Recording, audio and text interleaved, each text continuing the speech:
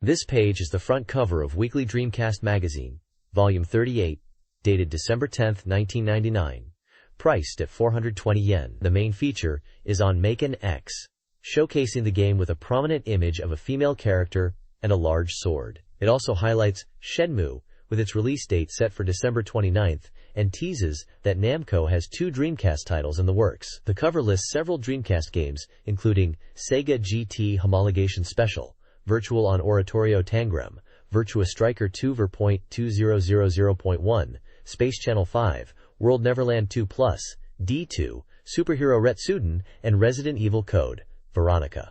Side panels mention a 2-part feature on Sunrise Hero Story, and list other games covered in the issue such as J-League Pro Soccer Club Create, Zombie Revenge, JoJo's Bizarre Adventure, Heritage for the Future, Revive, Death Crimson 2, Terrors 2000, and Choo Choo Rocket. There are also sections for reader rankings of all Dreamcast titles, a Naomi Juku for Samba de Amigo, a 4-issue anniversary present campaign, and a YY Detective Team section exploring Sega and Namco, discussing the year ahead, and Dreamcast news through data and interviews.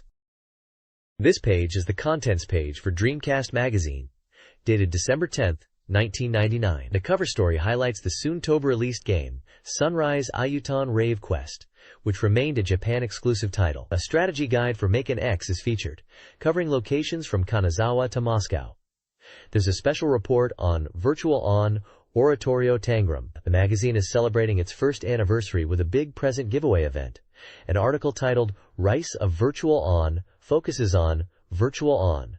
The Dorimaga YY Exploration Team section, in its 14th investigation, explores the current state of the Dreamcast, with insights from Sega and Namco leaders, discussing the past year and future developments with data and interviews. The Dreamcast Special Report section showcases highly anticipated upcoming games, including Sega GT Homologation Special, Virtua Striker 2 ver.2000.1, Space Channel 5, Skies of Arcadia, which was known as Eternal Arcadia at this time, the Japan-only release World Neverland 2 Plus, D2, and Evolution 2, Far Off Promise. This page is a mixed bag of Dreamcast news and game index. The Dreamcast Hot Information section highlights upcoming and recently released titles. It mentions the new Hello Kitty's Lovely Fruit Park, Sakura Wars Columns 2, Resident Evil Code, Veronica, Street Fighter 2, I Double Impact, Sentimental Graffiti 2, Tokusatsu Buken Katsugeki, Superhero Retsuden, Innocent Tears, Densha de Go 2, Kusokuhin 3000 Banda, Professional Baseball Team O Asobu, Ready to Rumble Boxing with its Megaton Punch action, Vermilion Desert, Nobunaga's Ambition, Rekka no Gotoku, Tokyo Bus Guide, The New Runecaster, Treasure Strike, and Gakyu o Yamazaki, and Undercover AD2025K, Dunoi. The Dreamcast Soft Complete Guide section features J-League Pro Soccer Club, Otsukuru, Zombie Revenge, JoJo's Bizarre Adventure, Heritage for the Future, Revive, Sosei, Death Crimson 2, and Choo Choo Rocket. Finally, there's a Naomi School section showcasing Samba de Amigo, which is originally an arcade Naomi game. On the right side, the Game Index acts as a content page for the magazine, listing various Dreamcast games alphabetically and their page numbers. Some of the prominent titles listed include Atsumare, Guru Guru Onsen, Eternal Arcadia, Evolution 2, Space Channel 5, Sega GT Homologation Special, D2, Dead or Alive 2, Virtual On, Virtua Striker 2 ver.2000.1, Virtua NBA, Make an X, and World Neverland 2 Plus, amongst many others previously mentioned in the news and guide sections.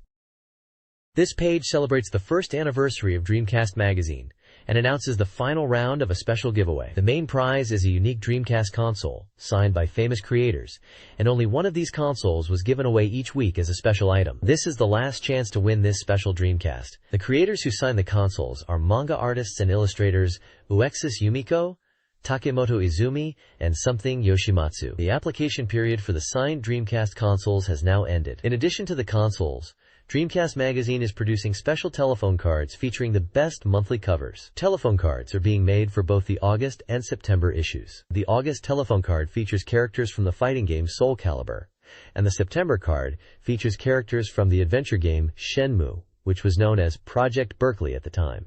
There will be 15 winners for each of these telephone cards. The Dreamcast Magazine celebrated its first anniversary with a Dream Big Present campaign, offering 12 prizes. Notable prizes included a Yagawa Special Strap, Sega, a Rent-A-Hero #1 clear file, Sega, a Dead or Alive 2 poster set, Tecmo, a Sentimental Graffiti 2 drama CD, Movic, an Idol Janshi Suchipai single CD, Jaleco, a Shutoku Battle Teleka, Genki, a Super Robot Tyson Super Alloy figure, Bampresto, a Marionette Company desktop calendar, Micronet, and a World Neverland special set, Riverhill Soft. Game developers provided anniversary messages, including thanks from Yagawa, Sega, Okamura Yasutoshi, Rent-A-Hero #1, Itagaki Tomonobu, Dead or Alive 2, and Tado Toshio, NEC Interchannel, reflecting on the year and looking forward to the future.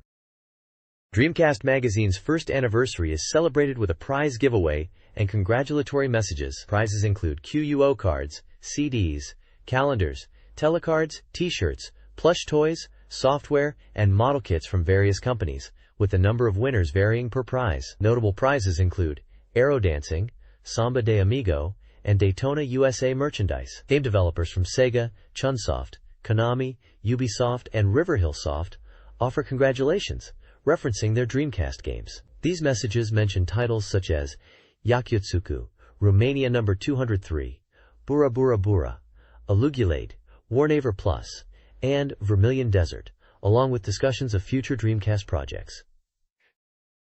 This page showcases a Dreamcast Magazine first anniversary Dream Present campaign, featuring a prize giveaway. Prize 22 is a Capcom Dreamcast software set including 4 games: Gigawing, Super Street Fighter 2X for matching service, JoJo's Bizarre Adventure, Heritage for the Future, and Street Fighter 2 On, Double Impact, with 3 sets available. Prize 23 is an Aero Dancing Soft plus Cap plus Kana Nobuyuki Big Pop prize, featuring the Aero Dancing game, a cap, and a poster of Kana Nobuyuki, with only 1 available.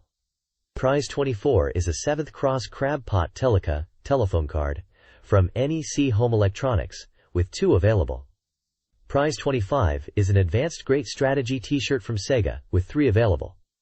Prize 26 is a Marionette Company Teleka from Microcabin, with 3 available. Prize 27 is a World Neverland Plus Olrud Kingdom Story software from Riverhill Soft, with 10 available. Prize 28 is a Sengoku Turb Teleka from NEC Home Electronics, with only 1 available. Prize 29 is a Buggy Heat t-shirt plus cap plus software set from CRI, with only 1 available. The page also includes application details for the giveaway, noting the deadline is December 10th, and congratulatory messages from various game companies like NEC Home Electronics, Warp, Compile, Daikoku Denki, Microcabin, and Panther Software celebrating the magazine's anniversary. This page is advertising colorful Dreamcast controllers coming out in December. It highlights the colorful controllers as the key selling point. The controllers are called Dreamcast Controller Millennium Model, and they come in 4 colors: Aqua Blue, Lime Green, Passion Pink, and Smoke. They all have the Millennium 2000 logo on them, and cost 2,500 yen each. They are releasing on December 16th. There is also information on 2 other peripherals being released on December 9th. The twin-stick controller is for Cyber Troopers Virtual on Oratorio Tangram and is priced at 5,800 yen. Lastly, the Dreamcast Direct Match cable allows for direct battles between 2 Dreamcast consoles and at the moment is only compatible with Virtual on Oratorio Tangram. It will cost 3,000 yen.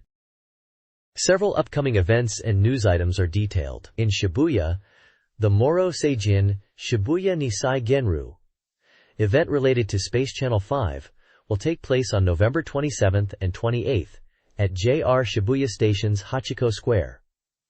A photo book signing event for Aya Yoshino from the internet drama Gurawen no Torikago was held on November 14th. Dreamcast users can look forward to Dream Flyer, a visual email software launching December 9th, offering extensive customization and compatibility with Dream Passport 2. Web TV will receive a free upgrade on November 30th, with a Dreamcast version arriving mid-December, featuring enhanced homepage services, navigation, and online banking/shopping. Finally, Web TV introduces internet banking via a partnership with Tokyo Mitsubishi Bank, offering 24-hour access to Tokyo Mitsubishi Direct with strong security measures. This page advertises auditions for new members of the theater group SET, who are staging a Biohazard, Resident Evil, play next summer. Konami is releasing 2,000-year calendars featuring characters from Tokimeki Memorial 2 and Boku no Tomodachi. There's also news about the musical Rika-chan premiering, which is based on an original story. The page also announces the grand opening of the e-shopping internet shopping mall. Additionally, there's a call for names for 3 new characters related to alchemy and codes, with a prize of 50,000 yen for selected names. Finally, Hori Electric is releasing a scan converter, a device that allows you to easily play PC games and consoles like Dreamcast, PlayStation, and Nintendo 64 on a TV monitor. This page highlights year-end events and amusement spots in Japan.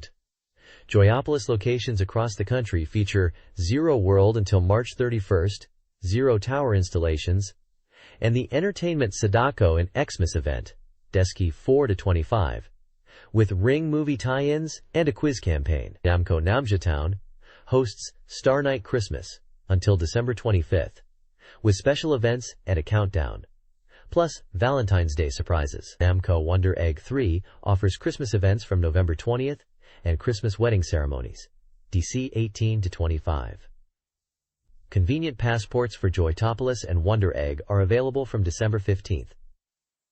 Senwyo Puroland has new attractions, Christmas events, and dinner shows, as well as Christmas parties requiring reservations. Music releases include remixes for Virtual On, singles from Pony Canyon and Avex Tracks, and the theme song Hummingbird for the anime Jinzo Ningen Ayame. A Sanrio Puroland Countdown Carnival Passport Present campaign is also running.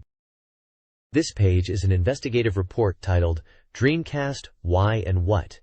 Investigation Team, celebrating the Dreamcast's first anniversary. It features interviews with key figures from Sega and Namco about the Dreamcast's first year and future prospects. The Sega This Year's Keywords section highlights key events and concerns of the year, such as Sega's overall performance, the launch of Dreamcast's online network, hardware shortages, game release delays, collaboration with arcades, internal development changes, the growing game library, Namco joining the Dreamcast platform, price reductions, the success of Seaman, and strong overseas sales. The interview with Okamura-san from Sega discusses the Dreamcast's first year, highlighting its strong start and initial sales performance, comparing it favorably to the Saturn. He mentions software sales and upcoming titles, suggesting the Dreamcast's future is promising, and that new game genres beyond arcade ports are emerging. The interview with Haraguchi-san from Namco focuses on Namco's perspective, particularly on the success of their game Soul Calibur. He mentions Namco's early announcement of Dreamcast support, the development period of Soul Calibur, and its sales performance, achieving 335,000 units sold in Japan. Soulcast. He also touches on international sales, mentioning strong performance in the US and Europe, and hints at future titles in development for the Dreamcast. The page includes a screenshot from Soul Calibur, showing Xianghua winning a match.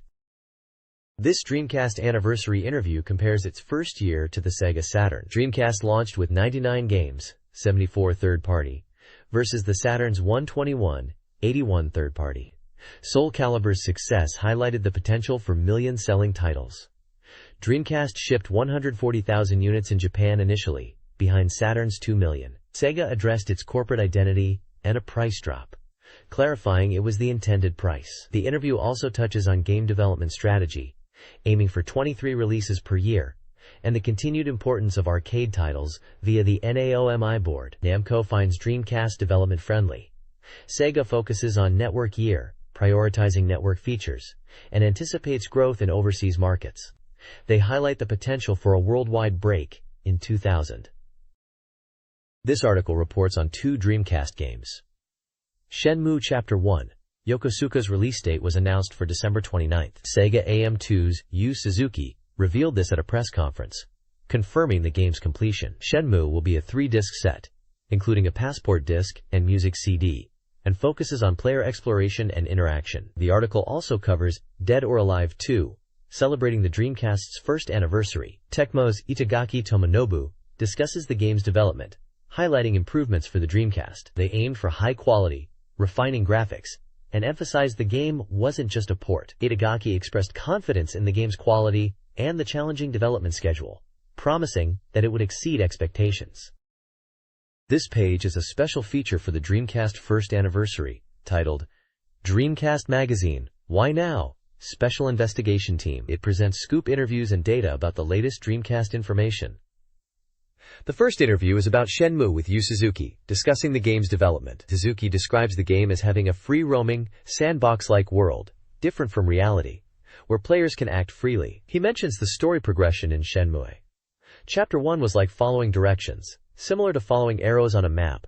User feedback from Chapter 1 is being incorporated into Shenmue 2. He also touches on technical aspects of Dreamcast development and expresses optimism about the future of the hardware to bring more changes. The second interview features Itagaki Tomonobu from Team Ninja, talking about Dead or Alive 2. Itagaki mentions that while there might be opinions about developing for multiple consoles, Team Ninja is committed to making the best possible games on each specific hardware. He states that for now, they are focusing on maximizing the potential of the Dreamcast for Dead or Alive 2, and they believe they can achieve the highest quality on this console. He also mentions the possibility of DOA being on other consoles, but their dedication is to Dreamcast.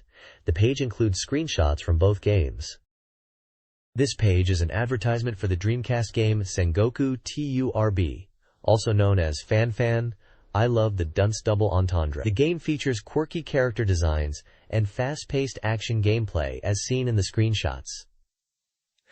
The advertisement includes the tagline, "Well, everyone do as you like, or rather, just do it," and announces the release date as December 23, 1999, with a suggested retail price of 4,800 yen, excluding tax. The advert also highlights a website URL for more information. Sengoku TURB was released exclusively in Japan. This page showcases the Dreamcast Weekly Software Sales Ranking Top 10. Number 1 is Choo Choo Rocket, Sonic Team's action puzzle game that is easy to learn but hard to master, and online battles are mentioned as a key feature. Second place is Seaman, the virtual pet game where you raise a talking fish-like creature. It is described as a popular pet simulation. Third place is J-League Pro Soccer Club Otsukuru, a football club management simulation game from Sega, letting players build their own soccer club. Fourth is Gigawing, a shooting game co-developed by Capcom and Takumi, recommended for beginners as it's not too difficult. Fifth is Langrisser Millennium, a story-driven simulation RPG, where the story unfolds based on the protagonist's choices. Sixth place is RVIVE Sosei, an adventure game with impressive graphics and hidden elements to discover. Seventh, a new entry, is Super Producers Mezase Showbiz Kai, a simulation game from Hudson, where you nurture singers and make them debut, featuring online connectivity. Eighth is Atsumare Guru Guru Onsen, a party game themed around hot springs featuring events and activities. Ninth is Soul Calibur, the popular weapon-based fighting game. 10th place is Pro Yaku Team Otsukuru, a baseball team management game with in-depth data and conditions for participation in events. This page showcases the Dreamcast Magazine's reader-voted ranking of the top 30 most anticipated upcoming titles. At number 1 is Shenmue, with a confirmed release date of December 29th and a 100% completion status mentioned. The article highlights the surprise release date change to December 29th and its regained number 1 spot from Sakura Wars 3. Grandia 2 and Sakura Wars 3 follow in second and third place respectively. Further down the list, notable entries include Resident Evil Code Veronica at number 4, slated for release in February 2000, Capcom vs. SNK, tentative title, at number 5, Cybertroopers Virtual Oratorio Tangram at number 6, and Virtua Striker 2 Ver.2000.1 at number 8. Area D2, Evolution 2, Far Off Promise, and Berserk Millennium Falcon Arc Chapter of the Flowers of Oblivion also make the top 11. Skies of Arcadia, listed as Eternal Arcadia, appears at number 13. The weekly pickup section focuses on Sunrise Ayutan, emphasizing a large feature for this game and its 100% completion. Sentimental Graffiti 2, ranked 24th, includes a message stating, "We've kept you waiting," and a 70% completion status. Towards the bottom of the ranking, Densha de Go 2 Kusokuhen 3000 series is at rank 39, and Tokusatsu Buken Katsugeki Superhero Retsuden, at rank 67 are also listed. This page highlights two distinct rankings and a game preview. Firstly, there's a Reader's Choice Transferred Hope Ranking Top 20 showcasing Dreamcast owners' desires for game ports. Dead or Alive 2 tops the list, followed by Knights and the Shining Force series. Other notable titles include Resident Evil 3, Mobile Suit Gundam, Guren's Ambition, Tokimeki Memorial 2, Daytona USA 2, Street Fighter 2, Third Strike, Outrigger, Coldcept, Tekken Tag Tournament, and Fighting Vipers 2. The second ranking is the Video Game Income Ranking Top 15, listing the highest-earning arcade games. Virtua Striker 2 Ver.2000 leads, with Virtua Fighter 3 TB and Tekken Tag Tournament following. Other entries include Cybertroopers Virtualon Oratorio Tangram, Ver.5.4, Dead or Alive 2, JoJo's Bizarre Adventure, Heritage for the Future, The King of Fighters 99, Street Fighter 2, Third Strike, and Spike Out Final Edition. Finally, the weekly pickup section previews an upcoming NBA basketball game for the Dreamcast, developed by the team behind Virtua Striker, running on Naomi Arcade hardware. The article emphasizes the game's realistic player likenesses and promises it will satisfy NBA fans. Screenshots show in-game action of this basketball title. This document details the Dreamcast release schedule, listing upcoming software and peripherals from December 1999 through the year 2000. Software releases spanned a variety of genres. December 1999 saw titles like Space Channel 5 and Christmas Seaman, while January 2000 featured Ready 2, Rumble Boxing 2, and Resident Evil Code, Veronica. Subsequent months included games such as The King of Fighters 99 and Jet Set Radio. Peripherals were also planned, including the Twin Stick, fishing controller, and microphone device. Additionally, the document briefly mentioned upcoming Sega Saturn releases, including Fighters Megamix and Waku Waku 7. This page showcases the Dreamcast Reader's Race, a reader-voted ranking of Dreamcast software. The page highlights the latest Dreamcast software rankings, with Soul Calibur at number 1. A section called New Arrival Hot Horses focuses on a review of the brand new game Choo Choo Rocket, which is ranked 3rd in its first week. Choo Choo Rocket is heavily featured, with screenshots and reader reviews praising its simple yet addictive gameplay, fun multiplayer for up to 4 players, and excellent value for its 2,800 yen price point. Reviewers emphasize its puzzle and action elements, attractive characters, and the joy of playing with friends, comparing it favorably to Sega's earlier Flicky. One reviewer even points out the game is suitable for a wide range of players, from children to adults, and highlights its online play capabilities. The page also explains the Reader's True Opinion voting system, where Dreamcast owners vote and review games. Games achieving a score of 9 points or higher for 10 consecutive weeks are inducted into the Reader's Choice Hall of Fame. The bottom right corner features an image of Sonic the Hedgehog with a speech bubble exclaiming, "Watch out! You're gonna crash!" This page reviews Dreamcast games, highlighting 4 titles. Gigawing, a vertical shooter, earns praise for its gameplay and online rankings. Revive. Resuscitation, an adventure game, is lauded for its emotional depth and story, surpassing the Saturn version.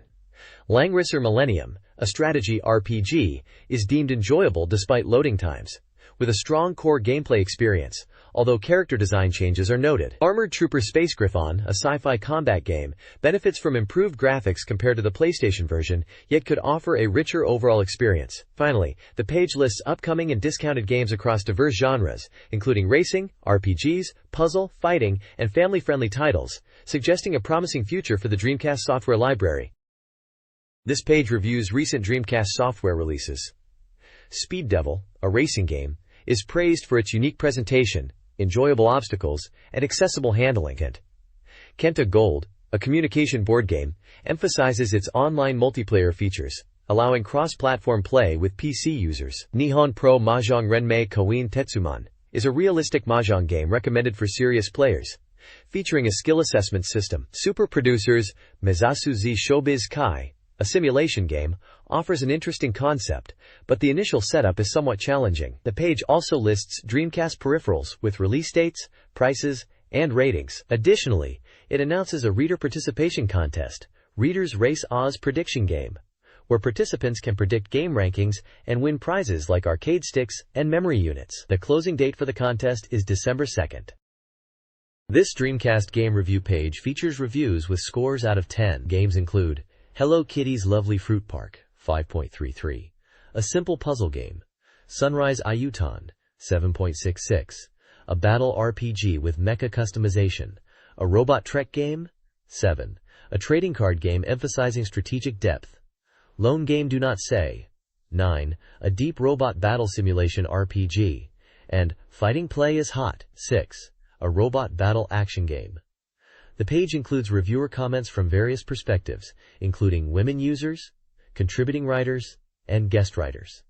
It's also noted that some games, such as Hello Kitty's Lovely Fruit Park, can be surprisingly challenging despite their appearance.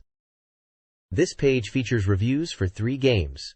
First is Virtua Striker 2 ver.2000.1. The reviewers highlight the game's depth despite simple controls, making it enjoyable for both newcomers and veterans of the series. They praise the new card system and International Cup modes, noting it adds replayability. One reviewer mentions it's the only arcade game they've been playing for years and is satisfied with this version, even suggesting optional offside rules would be good. The overall average review score is a high 9.0.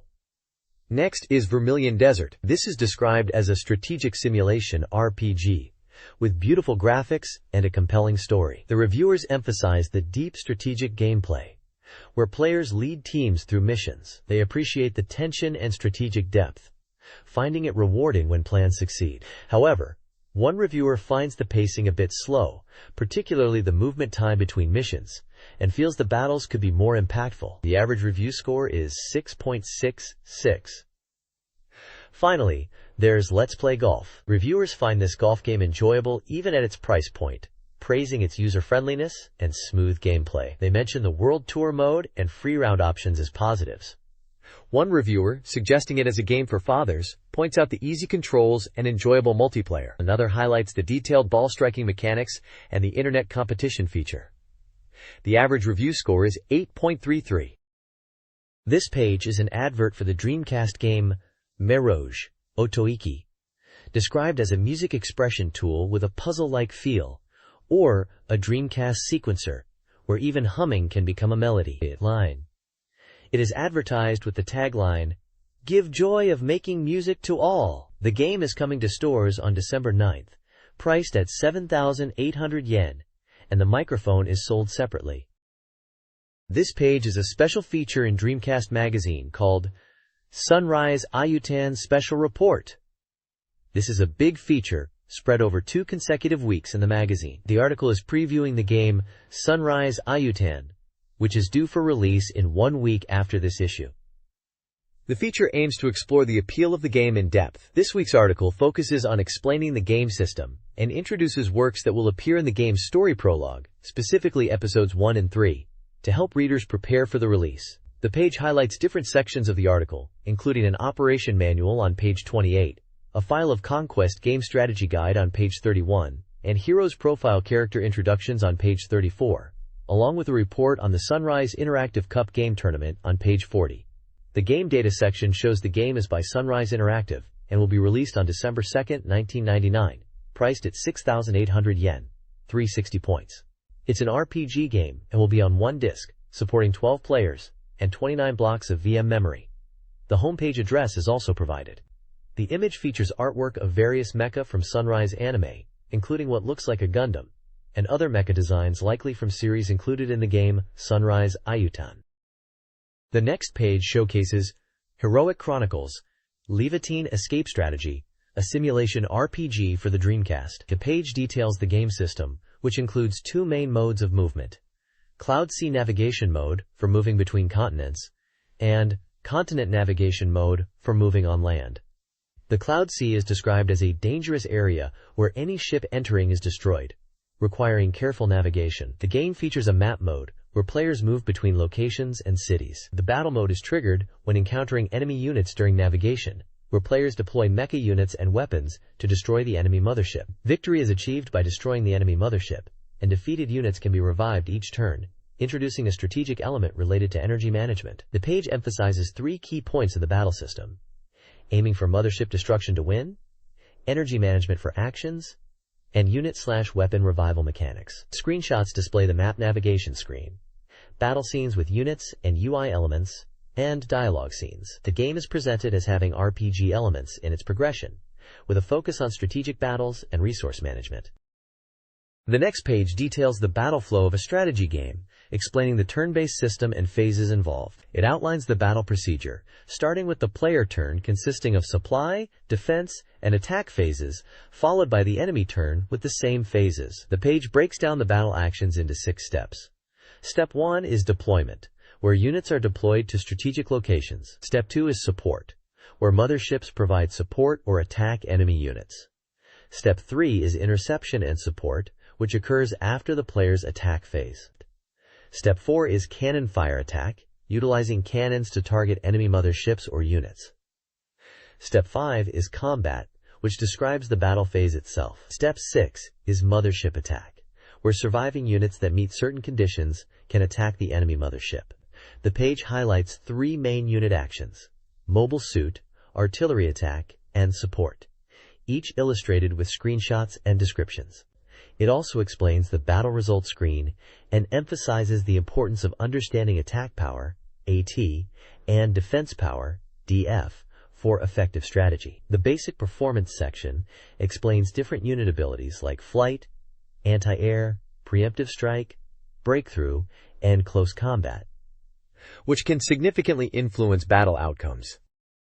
Squad composition is critical for success in this mecha game. Squads consist of a mothership, units, weapons, and pilots, assembled within size limitations based on unit and weapon types. Players strategize their squads during 2-week segments. Key elements include the unit and weapon arrangement areas, where units are deployed with assigned pilots, and weapons are equipped using EN tanks. Early squad building should prioritize balance, including strong offensive units, support units, and defensive or EN boosting weapons. Pilot abilities also significantly impact unit performance, with various pilot types offering advantages like increased attack, preemptive strikes, or close-range combat effectiveness. General-purpose units are also viable, customizable with parts that improve stats like attack and defense, and can even introduce new abilities. The Wingull is presented as an example of a capable general unit. This guide covers the first 3 chapters of Sunrise IU-10, focusing on the ship Astante's journey in a world of floating continents connected by the cloud system. Chapter 1, Claudia's Hope, begins with a mock battle that is interrupted by the appearance of humanoid weapons from the Cloud Sea. Players encounter Run, a girl with amnesia piloting one of these machines. Cloud City is then attacked. The guide introduces the Claudia continent map, highlighting key locations like Cloud City and Diontown, where conversations and event scenes will occur. Combat controls, likely related to the mock battle push button, are explained. The guide also indicates the player can encounter and interact with Ree before leaving Cloud City. Finally, it introduces Lun Forest, a mysterious girl from the Austral continent who has lost her memory, and pilots an Aura Battler-type machine. This page is from a Dreamcast magazine focusing on the game Gundam G Generation Zero, featured as Episode 2, The White Mobile Suit. The page details the Terra continent map, showing locations like Noah, Jaburo, Belfast, Solomon, and Rhea. After being rescued by the White Base, you will head to Noah and then Jaburo to upgrade your system.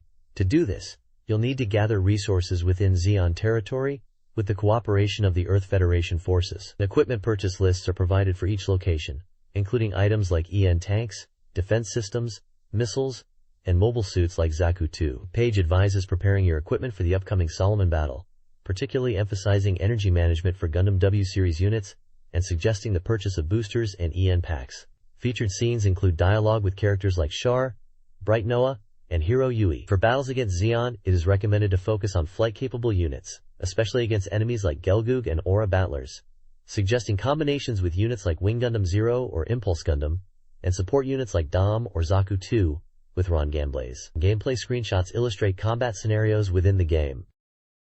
This page covers Chapter 3, Iron Castle, of the game Sunrise Hero Story, a title featuring mecha from Sunrise anime series. It details the progression from Land to Crescent Continent after securing Claudium ore and defeating Giran's forces. The page showcases maps of Land and Crescent Continent, highlighting key locations such as Peace Million, Sankingdam, Roomfera, Iron City, Omega, Border, and White Valley. Shop lists for both continents are presented, outlining available equipment and items in Sankingdam, Roomfera, Omega, and Border. There's a warning about nearby units on Crescent Continent, noting that close-range combat is prevalent and standard Gundam tactics won't work effectively. Players are guided to gather information in Omega to understand the transfer field in Iron City to advance the story, with a mention of a mysterious woman named Hilmuka providing crucial information. Screenshots reveal in-game dialogue with characters like Hilmuka, Asvez, and Joldi, and mentions of the Mardal army and Lavelle. The page also suggests using the Wingar Z as a recommended unit in battles.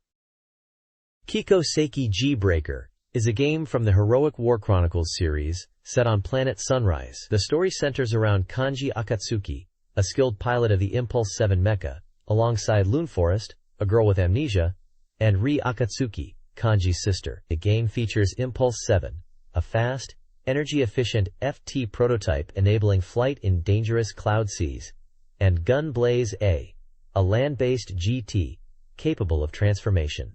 Impulse 7 excels early in the game, while Gunblaze A offers breakthrough and preemptive capabilities. As the game progresses, featuring variations become critical. Planet Sunrise, unlike Earth, is enveloped by the Cloud Stream CS, a special airspace developed by the Hakuryu Institute that allows for intercontinental travel despite the danger of intense air resistance and fuel combustion at high altitudes and speeds. The cloud system mitigates these risks. The FT variations are new combat units designed to support heroes in the Sunrise Ayudan franchise. 6 distinct mecha are detailed: the high-speed XFT-2 Cloudsaber, the versatile XFTS-03 Guardial, the close-quarters XFTB-02 Air Cavalier, the covert XFTA-02 Desgarde, the aerial combat-focused XFTF-02 Gal Storm, and the firepower-oriented XFTW-03 Winted. Each is piloted by a different character and excels in a specific combat role. These variations were developed to overcome the limitations of the original FT units, which prioritized versatility over combat effectiveness. Each FT variation also possesses powerful special moves, such as the Cloudsaber's Mega Launcher, demonstrating their enhanced combat capabilities. This page is about the world of Aura Battler Dunbine, an anime series. It introduces the setting of Byston Well, a parallel world where Aura Battlers, biomechanical robots, are used in warfare. Characters highlighted are Sho Zama, a young man summoned from Earth to Byston Well to become a holy warrior piloting the Dunbine, and Cham Phao, a fairy-like being called a Mafaria, from Byston Well, who accompanies Shao. It also mentions the Zwarth, piloted by the antagonist Shot Weapon, and the Drumlo, a mass-produced Aura Battler. The page details the game mechanics within Dunbine, explaining that all Aura Battlers in the game possess flight capability. It notes that in the game's campaign mode, players will encounter and be able to recruit various Aura Battlers and pilots, including those initially appearing as enemies.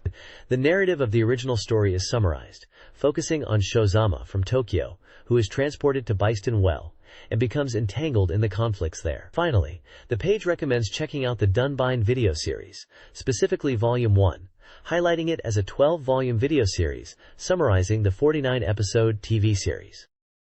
The next page is a hero profile, featuring Mobile Suit Gundam. It highlights that this title is a pioneer of the real robot genre and enjoys strong fan support. The page details the DOM Mobile Suit, developed by Xeon for ground combat, and then shifts to gameplay mechanics, advising players on how to best utilize the Gundam in the game. It notes the Gundam's MS Size 3 and superior basic performance compared to other units. You'll face tough opponents like Char's, Zaku 2, Dom, and Gelgoog.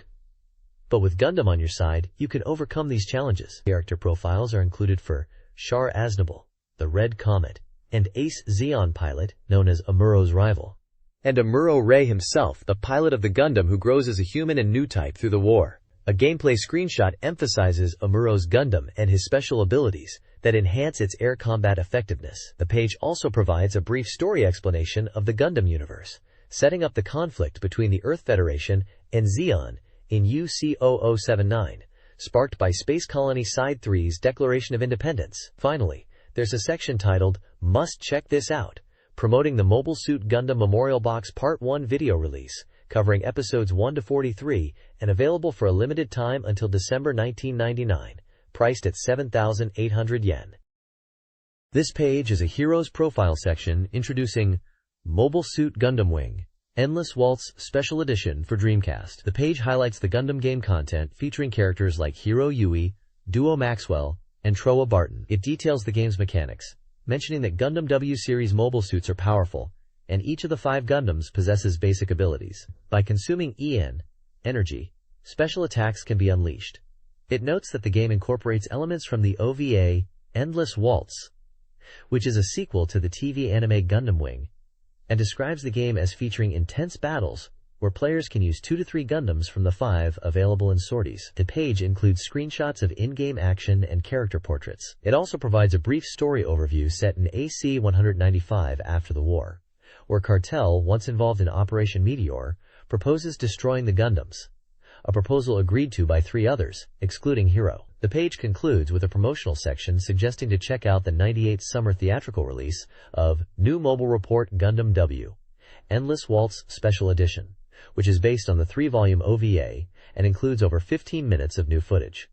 Release details are also mentioned, including the publisher Bandai Visual, LD number, price, and release date.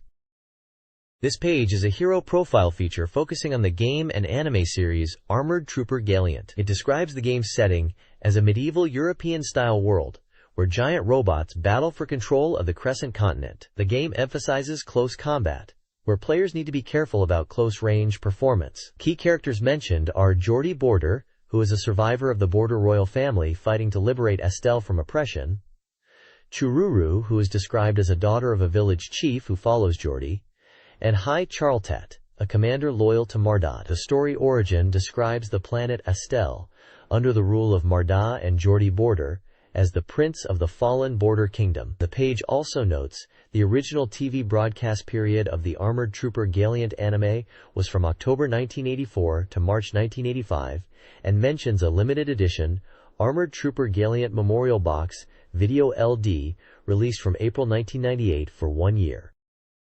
This page reports on the Sunrise Ayutan tournament, hosted by Sunrise Interactive, held on November 14th. This tournament was for the game Sunrise Ayutan, which is related to the original work Kiku Seiki G-Breaker. The tournament was held in versus mode, with participants from game magazines, anime magazines, and game developers. The winning team of the tournament was the development team, Atelier Ayairo. The page also details the winning team's deck setup and the tournament rankings, listing various companies and magazine teams who participated. The Impulse 7 from Kiku Seiki G-Breaker is announced to be getting a plastic model kit, produced by Wave, known for their Virtual Allion series plastic models.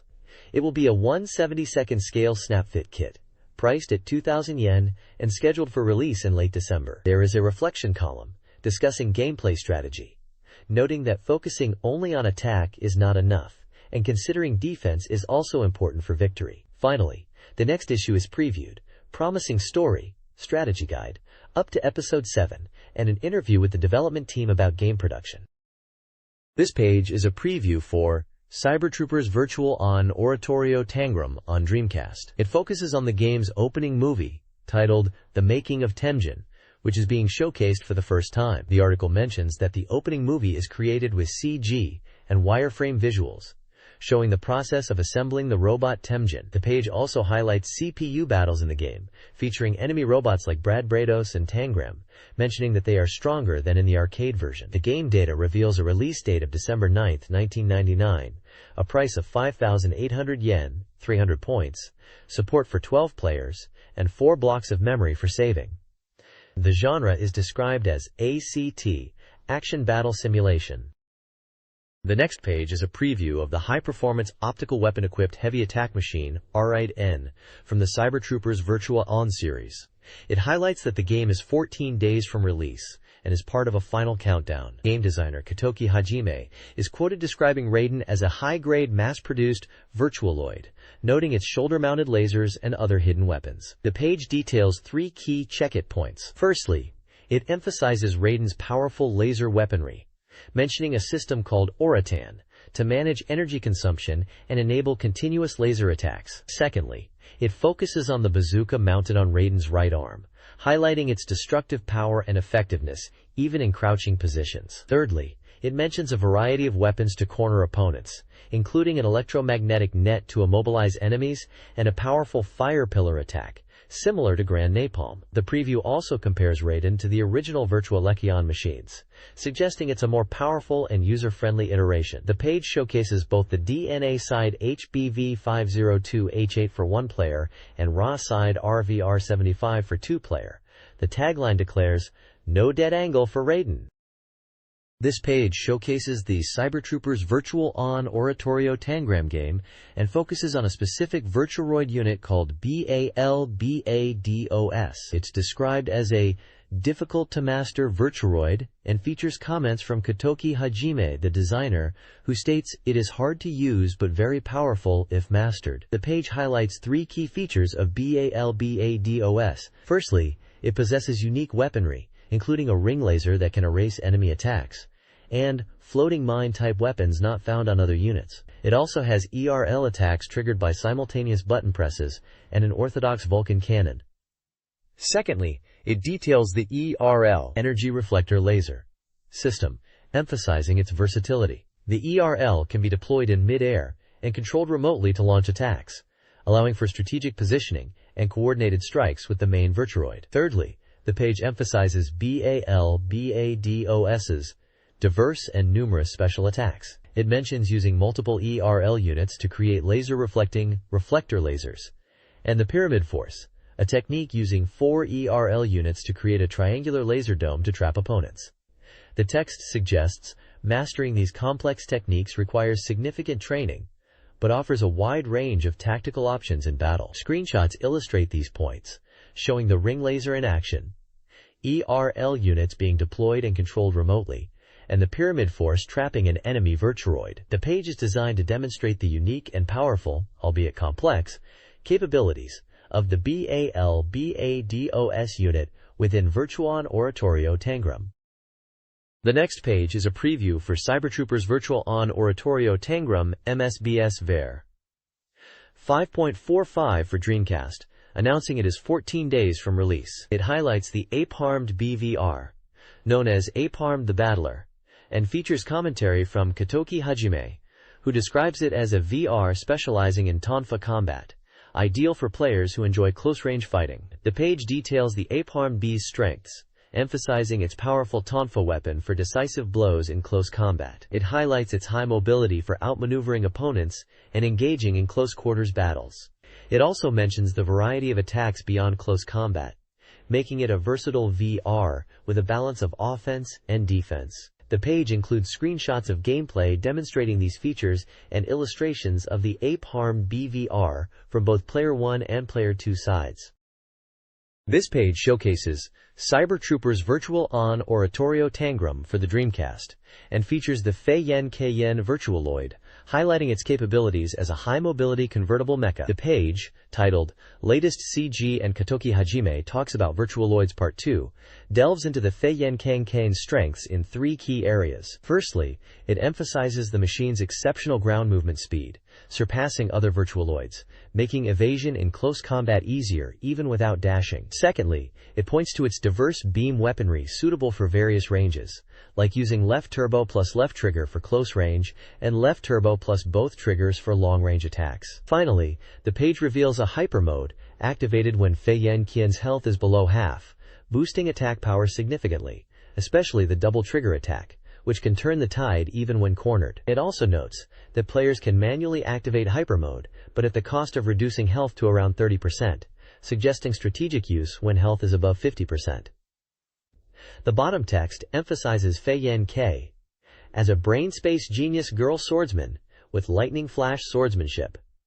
The page also shows gameplay screenshots and indicates DNA side for 1-player and RA side for 2-player. This page introduces Dordre, a new heavy armor type Virturoid for Cybertroopers Virtual On Oratorio Tangram. It is described by Katoki Hajime as a masculine Virturoid with a drill, emphasizing its powerful and overwhelming performance. The page highlights 3 key features of Dordre. Firstly, its super heavy armor, enabled by the Varmor system from Oratan, provides exceptional defense against attacks, especially against physical weapons used by Temjin, Feiyen, and Grisbach. Secondly, Dordre's hands can fly independently, allowing for unique attack combinations. The left hand is used to pierce and stab enemies, while the right hand is used to grab and restrain them. Thirdly, Dordre's dash attack is extremely fast and powerful. It can be performed by pressing both triggers, or left trigger, and dash button simultaneously. This attack allows for directional changes and turbo rotations for quick turns, making it a vital offensive option. The screenshots showcase Dordre in action, demonstrating its drill attack and combat gameplay. The page emphasizes Dordre's strength and unique combat style within Virtual Anon Oratorio Tangram. This preview of Cybertroopers Virtual On Oratorio Tangram for Dreamcast highlights the new SBCIN EFFR VR87 VR.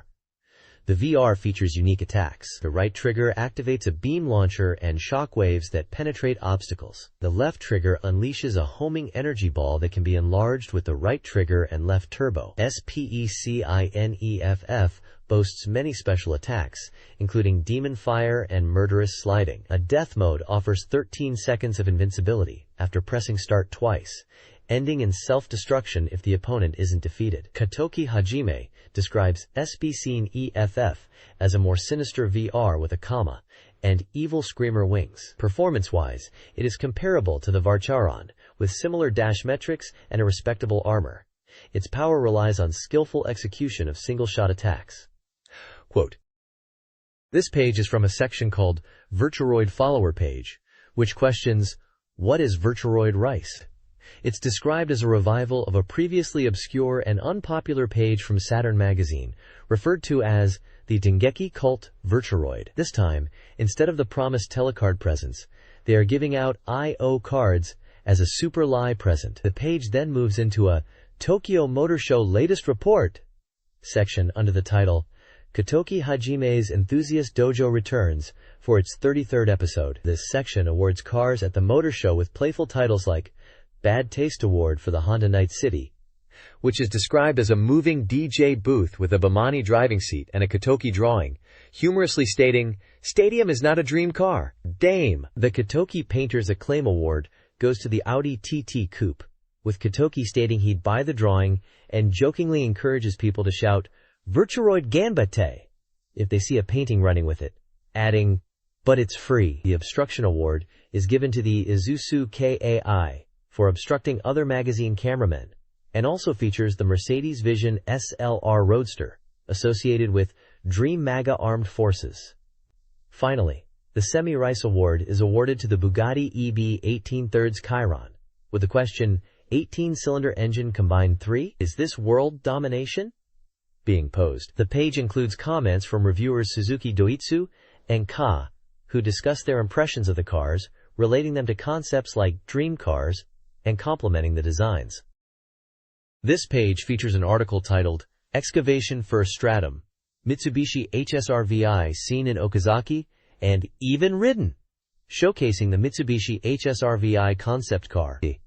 It details features like its autonomous driving mode where the steering wheel retracts into the dashboard for comfort, and an ID medal acting as a key that stores personal information. There's also a section focusing on reader submissions, titled, Everyone's Letters and Illustrations and Doujinshi Are Abundant, under the heading, Excavation Second Stratum. This section includes fan art and letters, and mentions a Cyber Idol Mahjong machine. Finally, there's a scoop announcement for Cybertroopers Virtual On Oratorio Tangram for the Dreamcast, confirming its release and mentioning a guitar-type controller sold separately, with a release date of December 9th. It highlights pre-order bonuses and suggests it's a great Christmas gift, including microphone compatibility, and that it will cost 5,800 yen.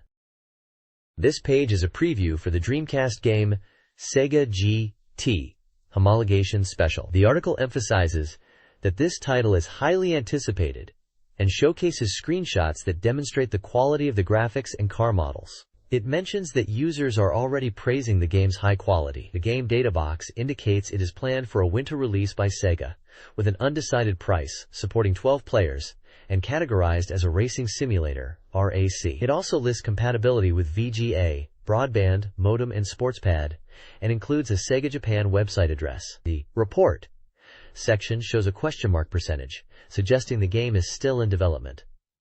The text promises more details on page 4. This page reveals the flow of championship mode in Sega Rally Championship 2. Step 1 is all about getting your racing license and becoming a works driver. You start by selecting a license class, then choose a works maker like Subaru or Toyota for your driver test. You'll then take the test, and if you pass, you're appointed as a works driver, earning your license. Step 2 focuses on buying a car and entering races. You visit the car dealer to select and purchase a car. After that, you'll choose a race event, get a course introduction, and finally, start the race. Step 3 is about high-level tuning to enhance your racing experience. You can access the tuning menu to upgrade your car's engine, tires, and suspension. The game also allows for detailed car settings, and you can check the performance display to see the impact of your tuning choices. Finally, there's a note about the My Garage feature, highlighting its usefulness in organizing your growing car collection with sorting options. This page reveals 4 courses in a new racing game, showing replay screenshots for each. Night Sectiona is a street course set in a nighttime cityscape, with skyscrapers creating a beautiful night view.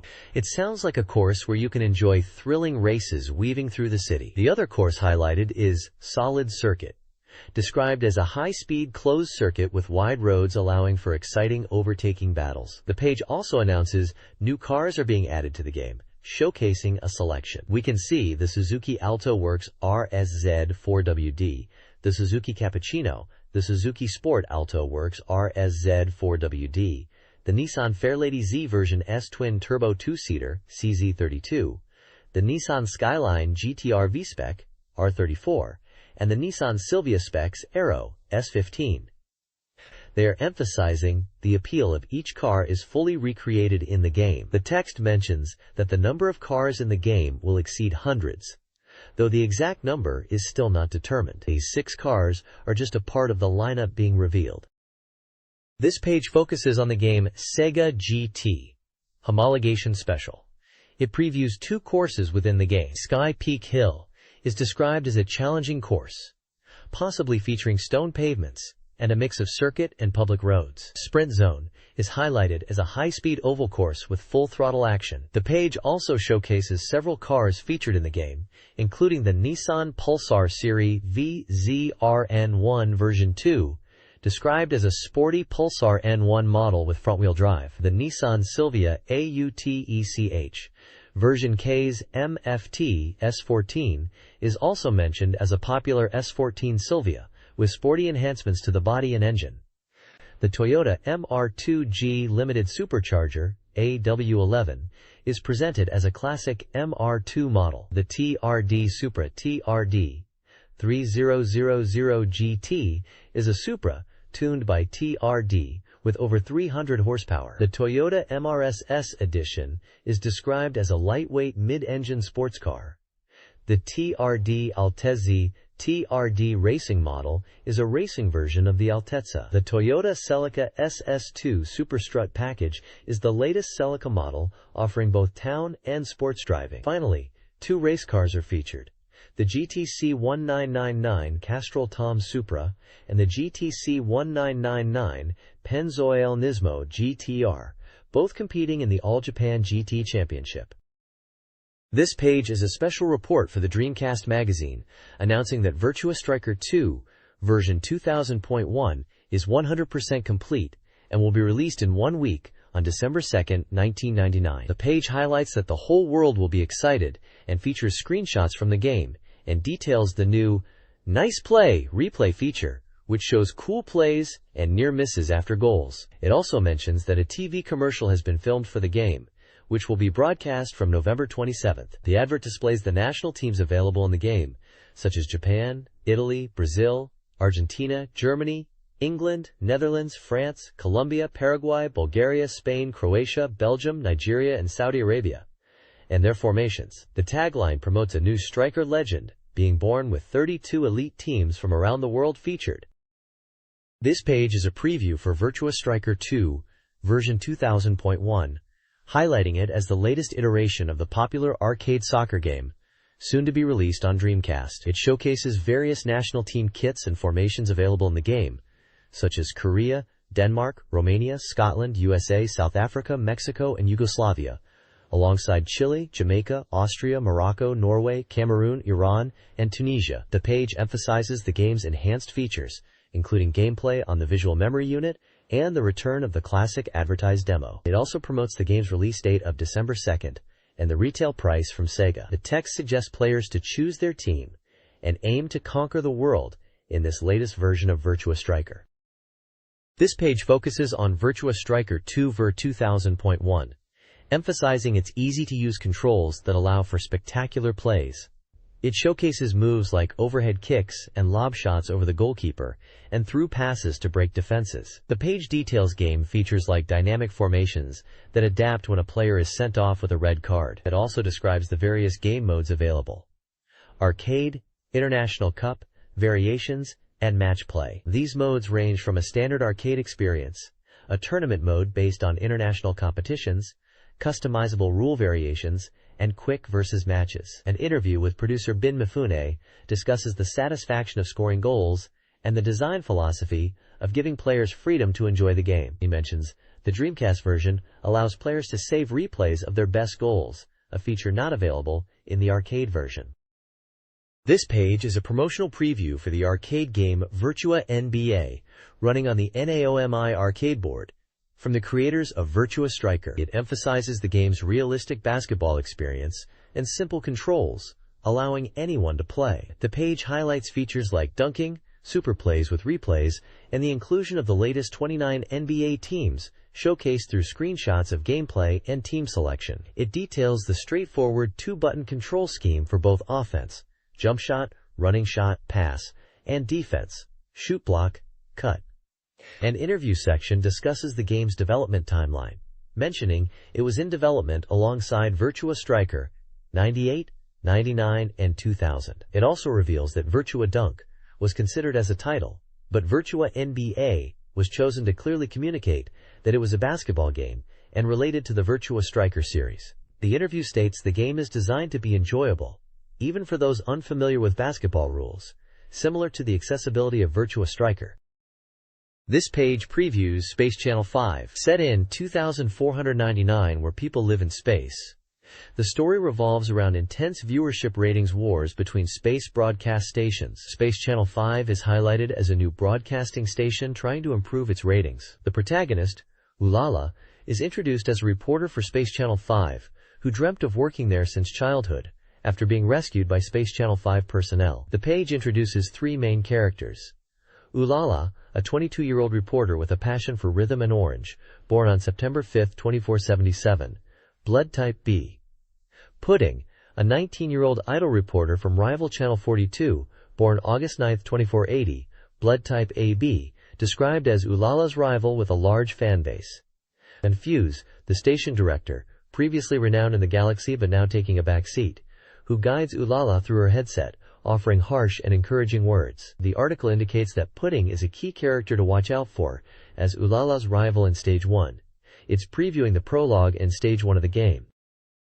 This page is a special feature report on Space Channel 5 for Dreamcast, scheduled for release on December 16th. The game is priced at 5,800 yen, or 300 Dreamcast points, and is a music game supporting one player. The article describes the game as taking place on various stages, including a stage within Space Channel 5 itself, with outdoor locations. It mentions the player reporting on Moro aliens and battling them with dance. The character highlighted is named Morolian Alien, and is described as a mysterious space alien who uses dance beam attacks, is highly intelligent, and enjoys mischief. The character's birth date is listed as September 21, 2456, age 43, and blood type as 0. The text further describes them as leading group actions with childlike curiosity and being recorded as involved in events reminiscent of the Rio Carnival from 3 years prior in the KO era. The page features screenshots of gameplay showing the character in action. In Space Channel 5, set in 2499, reporter Ulala of Space Channel 5 investigates a Morolian invasion at Spaceport. The aliens use Morolian beam to force people to dance, and Ulala, equipped with a tension blaster, battles them in dance-offs to free the captured. The story progresses to the Spaceport Control Tower, with the broadcast cutting to rival reporter Pudding from Channel 42, who challenges Ulala to a dance battle, highlighting their reporter rivalry. Screenshots showcase Ulala's dance battles against the Morolians. Developer comments indicate the game is 90% complete, with intense development. A playable demo will be available in Shibuya later in the month, hinting at a possible network distribution and future announcements. This page is showcasing Space Channel 5 in Dreamcast Magazine. It highlights new content and characters for the game and expresses excitement for players to experience it. The development update mentions the sound and music production is underway, with director Tomita checking the dialogue. The development team messages express they are working hard. Assistant producer Okamin-chan's diary talks about displaying a 10 by 20 meter game screen in Shibuya, calling it a world-class large-screen experience where people can play. The page also introduces the first character directory, featuring Leader Moro, a black Moro alien from the trial version, described as diligent despite his unusual appearance. There are descriptions of Moro aliens in the Moro Alien FS and Great Divide Uzura sections, likely showcasing different characters from the game. The page is also calling for reader submissions, like letters and illustrations for the Soft 9 Research Corner. Finally, an editor's note mentions an event on November 14th involving Moro aliens in Shibuya, using the large QSI monitor at the Q Front building, suggesting readers check the Q Front homepage for more info.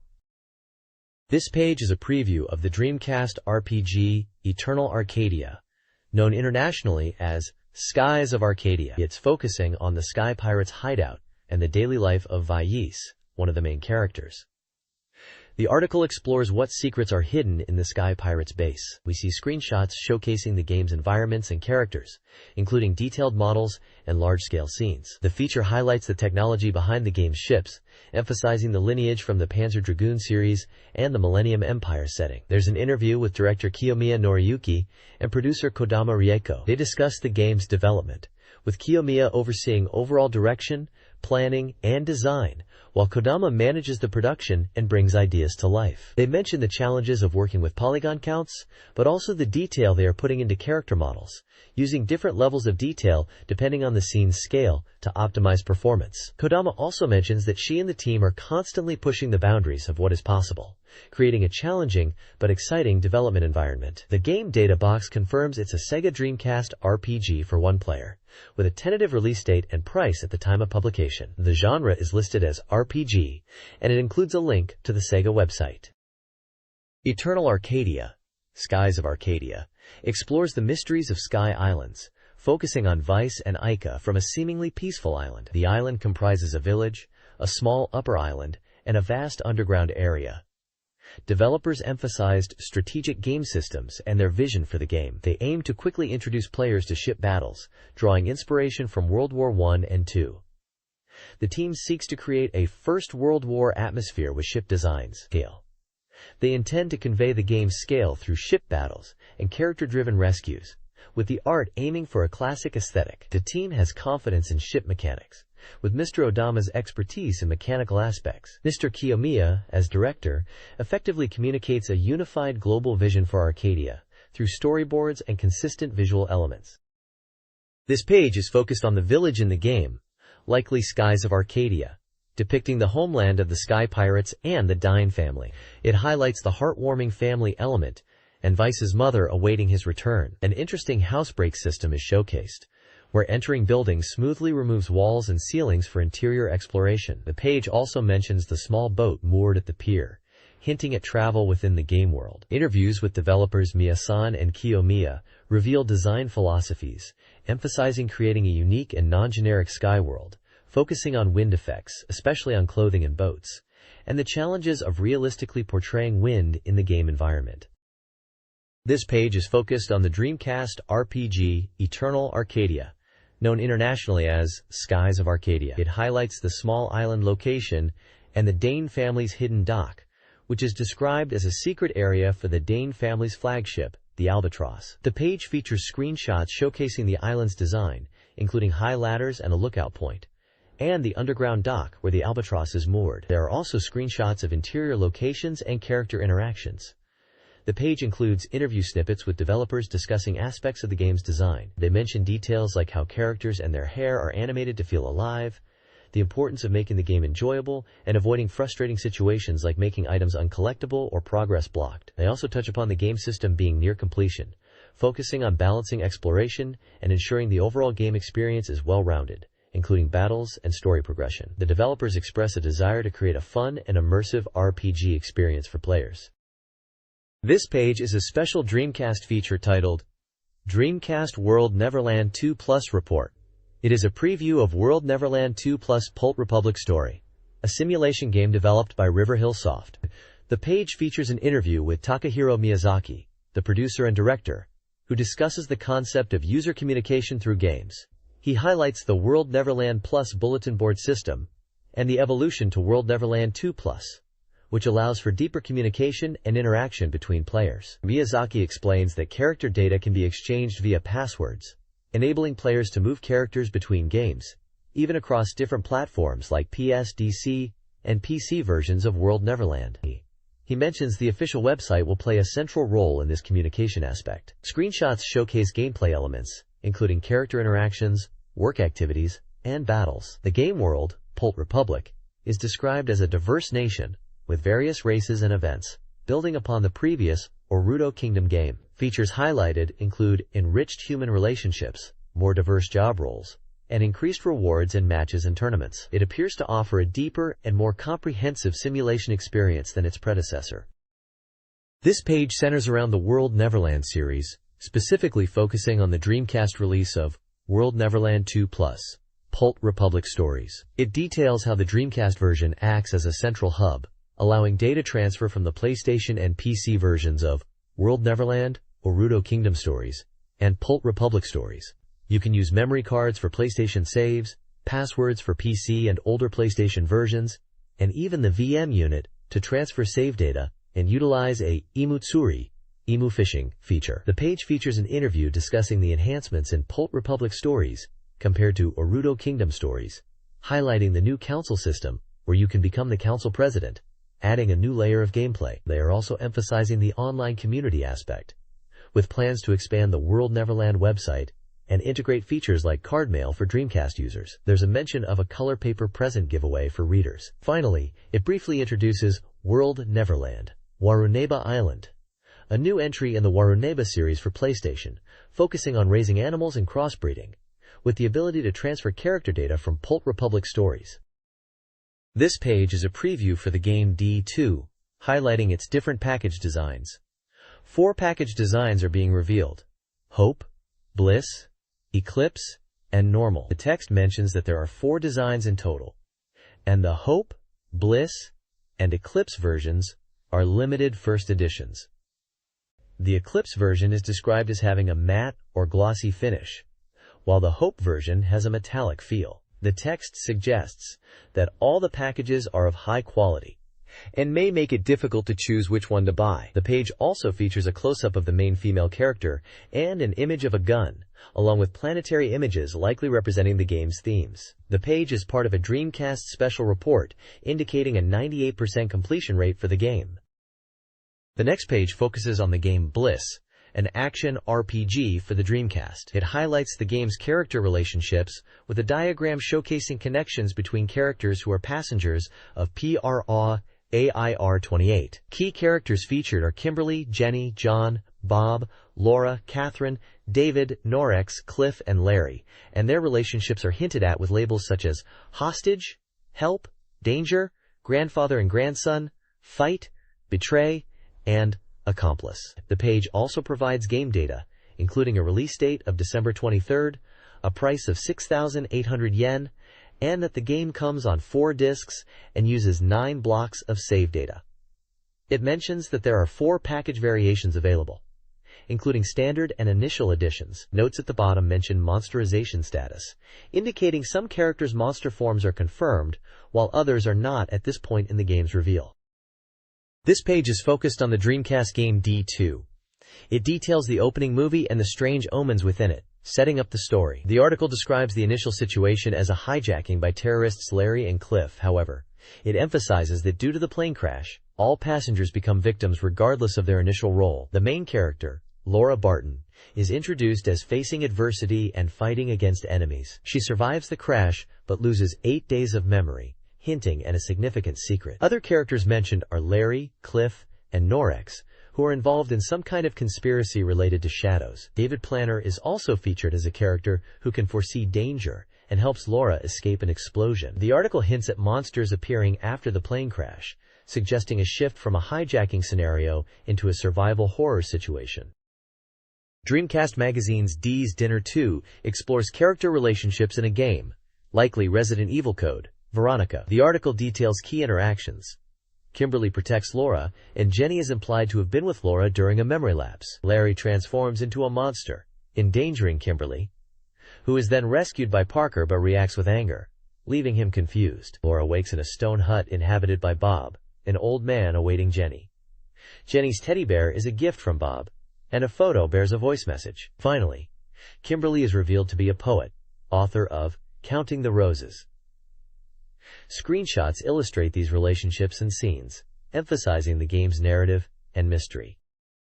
This page delves into the character relationships and battles in the game D2, centered around the protagonist Laura. Key relationships explored include Laura and Catherine, where Catherine, a stewardess, recognizes Laura. Laura and Bob reveals a conflict between them, raising questions about their connection, particularly Bob's link to Jenny. Laura and monsters explains that these creatures were once passengers or residents, now transformed and linked to Laura through shared humanity. Character profiles are provided, including Jenny Rains, who is meant to reunite with Laura later.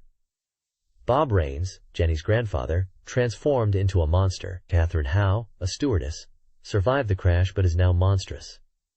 Cliff Andrews, a hijacker's accomplice, also appears. The page also defines stewardess and mentions that most of the PRA Air flight crew were presumed dead. This page delves into the mysteries of the upcoming Dreamcast game D2. It focuses on character relationships and unanswered questions surrounding the game. The page is titled, What?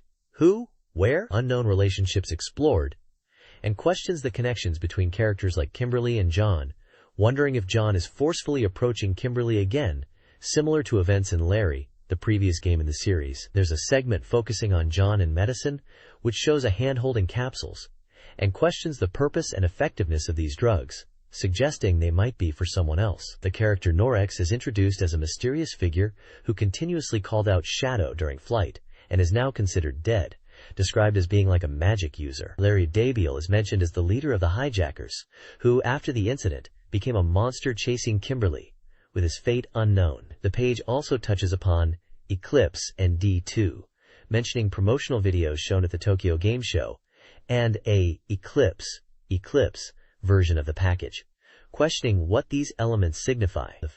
Finally, Old Man in the Laboratory is discussed, featuring a monster with green blood vessels in a destroyed room, suggesting this character might be an enemy Laura will face. The location is speculated to be a laboratory, raising questions about the research being conducted there. The image at the bottom right shows the Brenner Pharmaceuticals Inc. building, implying a connection to the laboratory.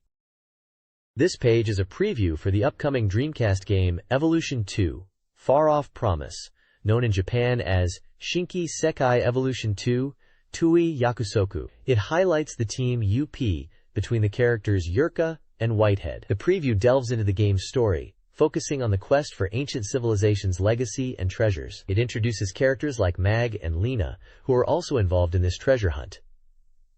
Screenshots showcase in-game scenes and dialogues, giving a glimpse into the gameplay. Game data at the bottom shows a release date of December 23, 1999, and a price of 6,800 yen. The special Dory Mag report, 100% completion, suggests a very positive early look at the game as it nears release.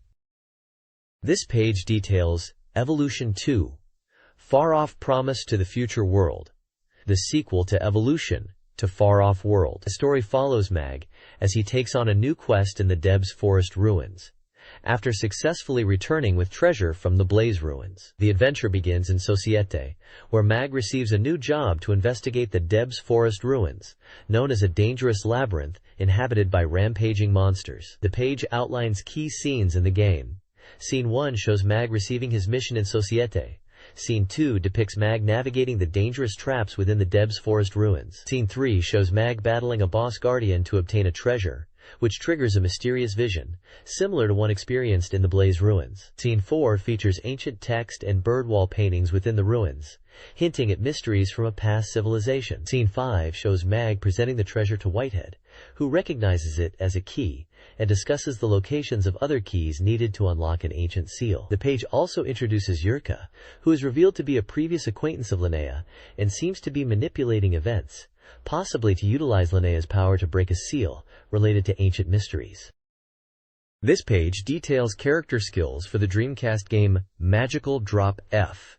It focuses on two characters, Mag and Linnea, outlining their ultimate and special skills. For Mag, the ultimate skills are Magnasnap and Crush Hammer, while the special skills are Present, which boosts defense, and Cheer Up, which recovers Mag's HP. Linnea's skills are also detailed, including Hand and Talk, Healing Melody, and Purification Touch. The page provides advice on training Mag and Linnea as fixed party members within the game. There's also a dungeon guide section introducing the Forest of Depths dungeon and showcasing enemies like Crowfish, Ostrich Wind, and Totem Pole.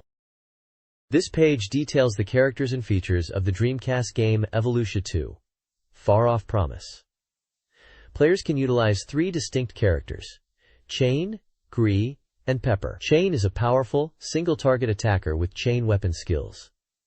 Gree is a versatile character with TP-based skills, providing attack, support, and recovery options. Pepper uses a Psy-frame gun for area of effect attacks.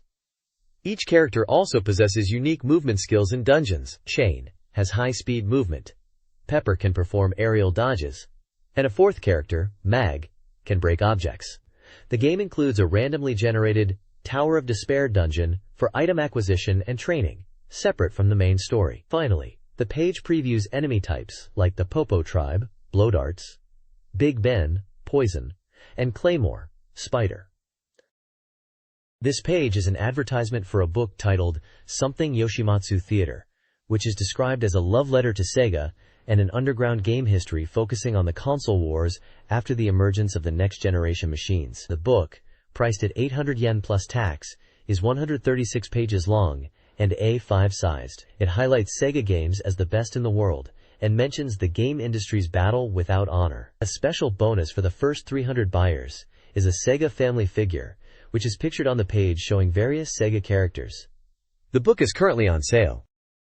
This page is an advertisement for Yoyogi Animation Academy, promoting its courses and high employment rate for graduates. It mentions the double study system and on-stage system courses, a 91.27% debut rate, and a discounted entrance fee for the year 2000. The advert also highlights free trial lessons, school information sessions, and night courses, available at various locations across Japan, and it is advertising free auditions for aspiring voice actors with a claim of a 99% debut rate for those affiliated with production companies. This page is an advertisement for Gateway Computers. It promotes Gateway PCs with a special internet package offering a 50,000 yen discount, available until December 31st. The ad highlights various Gateway PC models like Essential Line, Neo, Essential Slim, Performance Line, Profile 2, and Solo Series. A bonus to Cow campaign is also advertised, giving customers a chance to win prizes like software collections, MP3 players, and Gateway goods when purchasing a Gateway PC. The ad includes contact information for ordering and inquiries via phone and website. Dream Plaza, a reader submission section of Guru Powers, features interactions with the Uzumaki siblings with Cat, Dream-chan, Kastakun, and Boo Boo. Readers submit comments on diverse topics. Some share dreamlike experiences or discuss games like Discrimson 2, Phantasy Star, and Shenmue. Others mention pets, character customization in games, and personal relationships. Several submissions reflect on the year 2000 and upcoming events. The column also includes reader-submitted illustrations, featuring characters and pop culture references, including depictions of Easter Island Moai statues, and mentions of Aibo, the robot dog. The section ends with playful banter between the characters, including a humorous accusation of stalking. This page showcases a section called Point Angel's Great Cathedral, which is all about user-submitted pixel art designed for the Dreamcast's visual memory unit screen, which has a resolution of 48 by 32. The page starts with a message encouraging readers to submit their art, mentioning that drawing art can be challenging but fun. It highlights submissions from readers in different prefectures. One submission, titled Star of This Month, Ichiban Star, from Chiba Prefecture, features pixel art of the arcade classic Hang On. Another section, Point Angel Comes to Town, continues to show more pixel art submissions, including one from Shizuoka Prefecture by Tsurunosuke, depicting the character Linnea Cannon. Tsurunosuke mentions they hope to keep creating great art. Another submission from Nara Prefecture by Each Station Stop is inspired by the Dreamcast game Seaman, showing a scene from a CM, or commercial, for the game. The submitter notes their surprise at Seaman's dialogue and hopes for a gentler version of Seaman. Finally, a submission from Kagawa Prefecture by Pokoto is based on Psychic Force and features Emilio 14 years old Ver. The submitter mentions it was drawn at their sister's request, expressing fondness for gentle older brothers like Dory. The page also includes recruitment guidelines, explaining that submissions should be black and white art created within a 48 by 32 grid, sent to the Point Angels Great Cathedral Department. The preferred data format is BMP. The address for sending submissions is also provided. This page showcases fan contributions to Dreamcast Magazine, highlighting different sections and characters. We kick off with the Casty remodeling project, where readers sent in their ideas to revamp the character Casty, aiming for a cooler image. Then there's a new character section, featuring the Whirling Ambition siblings, dog-like characters with big dreams. Moving on to the illustration garden, we see fan art. One from Yumimaru in Chiba Prefecture depicts a curious child, hinting at hidden truths under a facade, and another from Skerutsuyo in Osaka Prefecture, a gray-tone illustration questioning if it will print well. Ura-chan from Space Channel 5 gets a very popular spotlight with more fan art. Tomaju from Aichi Prefecture illustrates Ura in a classic pose emphasizing her catchphrase, while Maguro Tsurimaki, also from Aichi, presents a fun, vibrant car scene with a lion hood ornament, referencing Mount Fuji, Sega, and Tokyo Tower in the background. Finally, the Sonic Loves You Very Much section is all about Sonic fan art. Lucky Woman from Aomori Prefecture shows Sonic and Tails unbothered by suspicious figures, and Shibata Mari from Osaka Prefecture depicts Tails comically overwhelmed by a huge crowd of chow. Game mentions include Sonic Adventure and Rainbow Cotton, the Cute Mup game.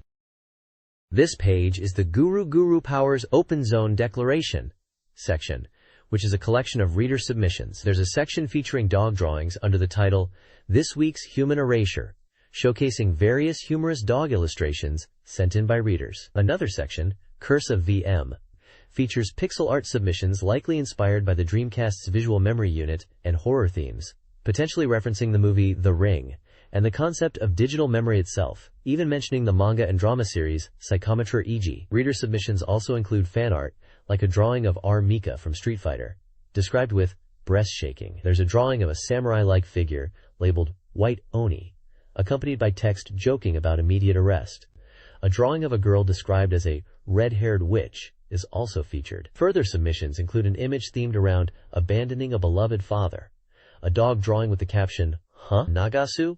And an address section named Atesaki with a girl's illustration, probably for submission guidelines. Finally, there's a drawing of a Tengu, labeled Great Tengu Saint, accompanied by text discussing Japanese culture, brush writing, and the pursuit of learning. At the bottom, the page outlines the submission rules for readers, specifying guidelines for illustrations, text submissions, paper type, pen colors, and formats.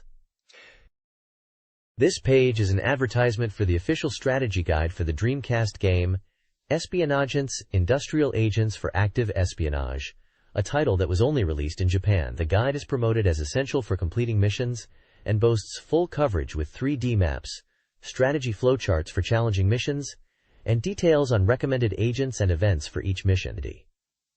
It is 136 pages long, A5 size, and priced at 1,800 yen plus tax, published by SoftBank Publishing, and copyrighted to NEC Home Electronics in 1999. The advert uses anime-style characters from the game to draw attention and emphasizes the guide's comprehensive nature to aid players. This Dreamcast Magazine humor column focuses on reader submissions and fan mail. The first section humorously discusses how Dreamcast gaming might improve relationships. The author, while cleaning their desk, rediscovered old issues and was impressed by the magazine's content and the editorial team's passion. A fan named Spartan Tan, obsessed with Get a Robot, sent a letter detailing their favorite episodes and disappointment with Ryuma's absence in later volumes. The column's response to Spartan Tan included humorous questions, like their blood type, based on their obsession. They joked about the noisy work environment, floated karaoke ideas, and discussed potential duet songs, mentioning Gakeen.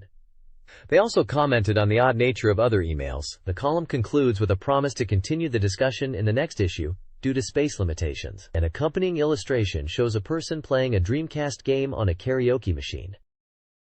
This page features several articles. One article titled, Dreamcast Detective Team Mark Kuhn is Everyone's Friend. Part 7 describes the author's struggles with bills and financial difficulties, preventing him from playing games, even though he has recently cleared Biohazard 3, Resident Evil 3. Another article, Sotokonda Game Anthology Part 23, discusses Dreamcast game sales in shops in the Sotokonda area. The article, In Akiba, There Are Store Clerks Who Sympathize with Sega Muse, discusses how some store clerks in Akihabara sympathize with Sega Muse due to a Fair Trade Commission investigation related to Dreamcast products and pricing strategies. The article, Can't Even Eat, Not in the Mood for Games, but I'm really looking forward to Zombie Revenge, expresses the author's anticipation for the upcoming game, Zombie Revenge, despite personal hardships. The author mentions receiving a thoughtful food delivery from the magazine editor, including karaji, nikujaga, kobachi, tofu vegetable ankake, and a daily special bento box. Finally, the article GameShop Best Price and Regional Impact discusses the effect of GameShop best prices and price reductions, particularly by Sega Muse, on smaller local game stores and the retail landscape, mentioning a rainy day discount promotion at a store in Saitama. There is also a small comic strip depicting a conversation between a large game store and a small game store about pricing. This page from Something Yoshimatsu Theater, the 49th installment, is all about gaming. The top panel is buzzing about Dead or Alive 2, DOA 2, with talk about how great the Dreamcast version looks, highlighting the Naomi and DCL graphics. The characters are heading to Game Center U to play DOA 2. One character mentions a tournament prize, encouraging people to participate. Robot characters are featured discussing the latest game information found in magazines and game strategy articles. The final section mentions going directly to the game shop, skipping the bookstore, perhaps to get the games directly. The bottom text gives creator information and mentions Sega figures and related goods are planned for release. This page is focused on the Dreamcast game F1 World Grand Prix. It highlights the game as the ultimate F1 realism experience for Dreamcast users. The advertisement emphasizes 3 key points: the impressive graphics made possible by the Dreamcast's hardware, the inclusion of real teams, drivers, and courses from the 1998 F1 season, and multiple game modes such as Championship, Single Race, Time Attack, and Match Race, promising a wide range of gameplay for both beginners and hardcore F1 fans. The game is described as a definitive F1 title, accurately recreating everything from the cockpit views unique to each team, to the detailed car models and courses. This page highlights the F1 World Grand Prix game, focusing on the 1998 Formula One season. It introduces all 11 teams and 22 drivers featured in the game.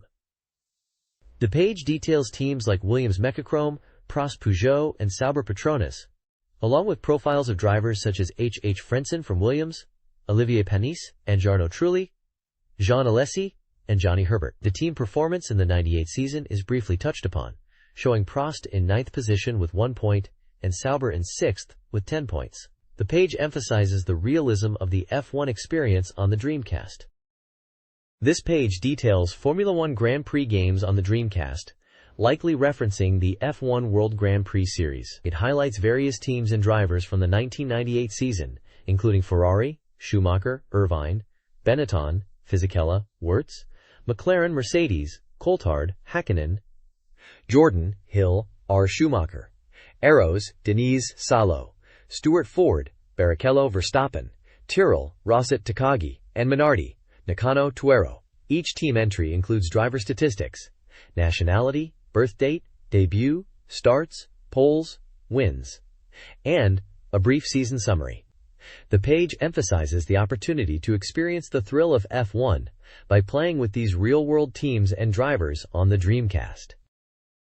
This page is dedicated to F1 World Grand Prix for Dreamcast, showcasing the Suzuka International Racing Course. The page details the course data, including its length, lap count, and race distance, highlighting the course record set by H. Frentzen in 1997. It provides corner-by-corner guides for key sections like 1 corner, S-curve, Dunlop corner, Degner curve, hairpin, spoon curve, 130R, and Casio triangle. Each guide gives tips on approaching the corners, braking points, and gear suggestions. The page also promotes a Dreamcast booth at the F1 Japan GP, featuring free play of the game and events. Finally, it lists special presents available, including F1 World Grand Prix branded merchandise, such as a program, mousepad, baseball cap, sun visor, Mika Hakkinen set, Jordan set, and PIAA Nakajima set, all as part of a special promotion. This page is a column by Fumio Kurokawa titled New Black or Speed King, discussing recent Sega news. It mentions that while there's been a lot of news, much of it has been positive. The column specifically highlights the game initially slated for spring 2000, which is now confirmed for release on December 29th of this year, suggesting it will be a big year-end title for Dreamcast. This game is likely Shenmue. The article also touches upon the increasing trend of online car dealerships and accessing car information and services online. The page also features a section called Game Industry Weekly News Headline, containing several news snippets. One headline reads, Pokemon, all in rice. Number 1, indicating Pokemon merchandise is very popular, possibly related to food or rice products. Another headline mentions a release in February in the north of Japan, but the game title is unclear.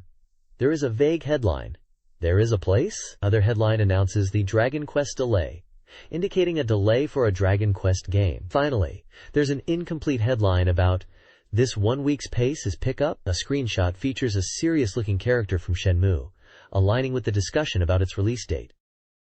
This page is an advertisement for anime music CD collections released by Tokyo Movie Shinsha, TMS. It promotes Tokyo Movie Anime Theme Song Complete Collection Volume 5, which compiles theme songs from various anime produced by TMS from 1992 to 1998. Volume 5 includes anime such as Super Electric Robot Steeljeeg, Dog of Flanders, My Patrash, Red Baron, Magic Knight Ray Earth with 6 songs, Soccer Fever, Maps, Brave Fighter of Legend Daegarn with 5 songs, Phantom Thief Saint Tail with 6 songs, Detective Conan with 11 songs, Bront X, Wanpaku Tantaiden, Detective Conan The Time Bomb Skyscraper, Ray Earth OVA, Bront X Neo, Devilman Lady, Blue Sonnet Short Story Collection, Detective Conan The 14th Target, and Ray Earth Special Edition. The page also highlights other volumes in the series covering earlier anime eras, from the Showa 3948 period featuring Big X and Giant of the Star, Showa 4955 period featuring Lupin III and Alp Story Mayonette, Showa 5660 period featuring Ohio, Spank, and Sherlock Hound, including Cat's Eye, and Showa 61 Heisei 3 period with Robotan and Magical Hat. Additionally, there are advertisements for other anime CDs.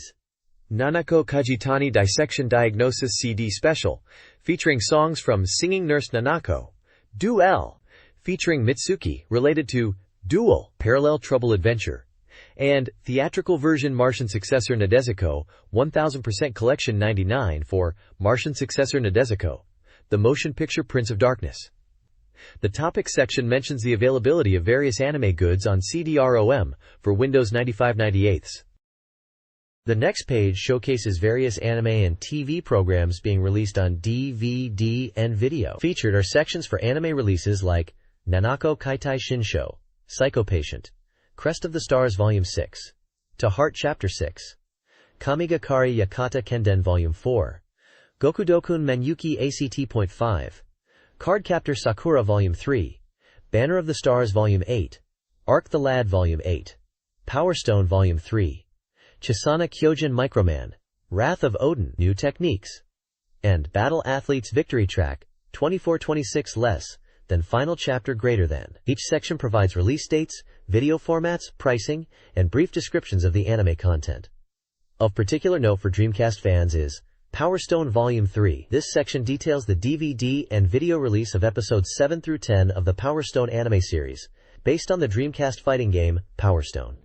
It mentions that the anime follows the adventures of Fokker, Wang Tang, and Rouge as they pursue the Power Stones. Additionally, there's a Satellite CH Cheki section, highlighting a special broadcast of the classic anime Blue Comet SPT Leisner on Kid Station, as well as schedules for Sayuki, a TV drama adaptation of Journey to the West.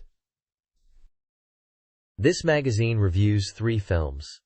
Disney's Tarzan is praised for its emotional story, dynamic animation, and visuals, drawing comparisons to classic Disney films. It's based on Edgar Rice Burroughs' novel and features music by Phil Collins. Landmine, If You Step on It, Goodbye, a documentary about a Vietnam War cameraman, highlights realistic depictions of Southeast Asia. It's directed by Yoichi Higashi and stars Asano Tadanobu. Finally, Hilo Country, directed by Stephen Frears, is a post-World War II Western set in New Mexico, exploring the friendship and love triangle of 3 cowboys. It won Best Director at the 1999 Berlin International Film Festival and is based on a story by Max Evans, starring Woody Harrelson and Billy Crudup. This page highlights books related to the baseball game series Yaku Koku and other baseball-themed publications. Featured are a strategy guide for the Dreamcast version, including game data and developer interviews, Reggie 1, a manga about an American player in Japan, Pro Baseball Manager biographies, historical accounts of Japanese managers, the rare Pro Baseball Big Encyclopedia, a comprehensive baseball knowledge resource, Challenge to Mental Baseball, focusing on mental training techniques, and Kyop Chan's My Book 2000 Records, a diary for personal notes and strategies. The page also includes a 1999 game book ranking chart, showing top-selling titles for various platforms, revealing the market's transition as the Dreamcast era emerges. This page is from a Music Basics course and focuses on mastering techniques, mentioning that mastering is recently gaining importance. It uses the Beatles' Yellow Submarine as an example of a newly remastered release. The article shows 2 people, Mitsuhashi-kun and Hashimoto-san, working late at night on mastering. The page also includes a profile of a musician who composes game music, including the soundtracks for the Grandia, Lunar, and Langrisser series, as well as music for musicals, stage performances, and Tokyo Disneyland. There is a Music Terminology Basics course, Part 2, titled Rhythm and Tempo. This section discusses rhythm and tempo in music. Additionally, there's a treasured snap photo showing people at an internet TV event hosted by 25, inviting people to join them on Friday nights. Finally, there are information boxes. One advertises the Best of Grandia CD and provides ordering details. The other promotes the Dreamcast's online capabilities and invites readers to visit Noriyuki Iwadere's homepage. Noriyuki Iwadere World. Come on everybody, for more information. This page is an advertisement for the P-Model 20th Anniversary Project Music Industrial Wastes, which commemorates both PMODEL's 20th anniversary and Susumu Hirasawa's 10th solo debut anniversary. The project includes 2 books, Book 1, P-Model Side Open Source, and Book 2, Hirasawa Side Tabletop Ouroboros, and a CD-ROM compatible with Windows 95/98 and Macintosh System 8.0. It is slated for release in late November, priced at 8,000 yen plus tax, and includes a CD-ROM and case. This page is a questionnaire from Dreamcast Magazine, asking readers about themselves, their gaming habits, and their opinions. The survey covers demographics like gender, age, occupation, and the magazines they read. It also asks about Dreamcast ownership, future hardware and software purchasing plans, and opinions on game music CDs. The page includes lists of hardware and Dreamcast games, including titles like Biohazard Code, Veronica, Resident Evil Code, Veronica, Ready 2 Rumble Boxing, NFL 2K, and Shenmue, which was previously known as Project Berkeley. Readers are asked to select games they are interested in buying and hardware they plan to purchase in the future. This page is an advertisement for Nobunaga's Ambition, Repuden, a historical simulation game for the Dreamcast. It boasts improvements from previous titles, highlighting enhanced map systems and in-game politics. The Dreamcast version is priced at 9,800 yen and scheduled for release on December 16th. The ad also mentions guidebooks and strategy guides for the game will be available on the same day. This page is an advertisement from KOEI for a new horror-adventure game on Dreamcast. The advert highlights the game's dark world and bone-chilling fear, asking if two people can survive the terrifying smile that awaits them. It promotes a pair-con system for two-player simultaneous gameplay in an adventure setting, showcasing screenshots of characters in spooky environments. This page is an advertisement for the Dreamcast game, Seven Mansions, Fearful Smile, a mystery adventure game. It highlights the release date as January 27th and a price of 6,800 yen for the Dreamcast version. The page features artwork depicting characters in a dark, mysterious setting and mentions the music composer, voice actors including Mariko Kuda and Hikaru Midorikawa, and character designer. The game was released only in Japan. This page is an advertisement for the official strategy guidebook for the game, Belay Matrix AD. It's promoting a complete strategy guide to help players achieve their ideal love within the game. The guide offers a two-step approach to combat and strategy, detailed walkthroughs for each chapter, clear information on weapon performance and hidden abilities, and reveals all methods for sub-character appearances. The book is priced at 1,300 yen plus tax and is currently on sale. This page is a strategy guide for the Dreamcast game Maken X. It highlights a thorough strategy guide for the game, spanning locations from Kanazawa Kuragain Technology Research Institute to Moscow. Game data is provided, indicating a release date of November 25th and a price of 6,800 yen. The page features sections on point capture by map and brainjack character performance, suggesting these are key gameplay elements being covered. Kazuma Kaneko from Atlas is quoted with comments on the cover design, mentioning he wanted a horizontal image and the father search concept for key character, and how the final design represents Key and Maken's relationship and incorporates an image of the image world. The screenshots likely illustrate gameplay related to these strategy points. The next page is a detailed strategy guide for Maken X. It focuses on the basic operation system of the game. The page explains the auto-focus system, which has two methods to lock onto enemies. It details various movement and combat actions. Jump, performed with the A button, used for movement and dodging attacks. Sidestep, backstep, executed by moving the analog stick sideways or backwards while jumping. Sidestep is for dodging projectiles, and backstep for creating distance from close combat. Circling, flying over, a technique used when the enemy is locked on. By pressing a direction and jump button, you can move to the enemy's side or behind them. Flying over allows attacks from the enemy's unguarded back for critical hits. Guard, defense, achieved by tilting the directional key backwards. Guarding not only defends against attacks, but is also key to counterattacking. Counterattack, executed after successfully guarding an enemy attack by pressing forward direction and attack button. Enemies are vulnerable after their attack, allowing for critical hits. Timing is key. Parrying, against projectiles that cannot be guarded, parrying is the only option. Parrying projectiles, like bazooka shots, requires precise timing based on the character being used. The page mentions that mastering the parry timing for different characters is crucial. This page details the attack system of a game, breaking down the different types of attacks available to players. It describes normal attacks as the most basic form, executed by pressing the X button, effective for both combat and interacting with switches in the 3D environment. Continuous attacks are performed by timing button presses and change form, based on whether the directional keys are neutral or pressed, offering different ranges and tactical advantages in close combat. Special attacks are activated by holding the attack button and vary significantly depending on the character being played, showcasing unique abilities and effects, ranging from power-ups to screen-clearing moves. The page also introduces game menu options for World Map, allowing players to access areas and learn about the story and characters, and Information Gathering, which provides details on areas, characters, people, and a glossary of terms. Others. Brainjack is explained as a feature to check character status including body strength, attack power, speed, and jump power, and also review character history and special attack descriptions. Finally, the page discusses changing BJ characters, which seems to be a system allowing players to switch playable characters from the World Map menu using the Brainjack option, highlighting it as a simple way to change characters within the game. This page is a strategy guide for the game Maken X, focusing on the first part of the Kanazawa General Science Research Institute stage. The guide provides a map of the area, highlighting locations of health recovery items and enemy placements. It gives gameplay tips for different sections of the stage, starting with the circular zone, advising players to be cautious of sword breakers and bazooka enemies, suggesting direct attacks. For the warehouse elevator hall section, it warns about bazooka enemies appearing suddenly in the lounge after taking the elevator, recommending to defeat them before proceeding.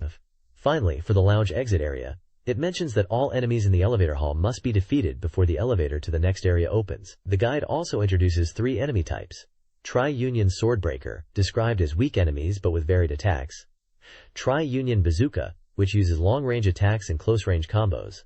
And Tri-Union Rollerblade, appearing in groups and attacking in close range with rollerblade attacks. Boss of this stage is Andre, described as the first boss, not very strong, and vulnerable to back attacks during his spin attacks. The page uses screenshots of gameplay and enemy close-ups to illustrate the guide. This page is a strategy guide for Machina for the Dreamcast, specifically Part 2 focusing on the Flying Boat Linkerdon stage. It offers a map walkthrough with strategic advice for different sections like Start to Guest Room, Flying Boat Lobby, and Warehouse to Exit. The guide highlights enemy types you will encounter such as Crow, Swordbreaker, and Bazooka enemies. It also introduces a playable character named Pilot, who is described as a branching point character and capable of BJ, noting that their special attack is electric-based and can stop enemy movements. The guide gives advice on how to defeat enemies in each area, suggesting to use recovery items effectively, and noting the linear structure of the flying boat, except for the more complex warehouse section. This guide details the Hong Kong stage in Maken X. Players navigate buildings by jumping and should master jump controls. The stage is broken into 3 sections: streets, elevator corridor, and plaza. The start section features rollerblading enemies and rooftop bazooka users. Focus shots and continuous attacks are recommended. The elevator corridor is dark, with sword breakers in narrow corridors. Use the R trigger to dodge bazooka attacks. The plaza section involves fighting sword breakers while avoiding bazooka fire.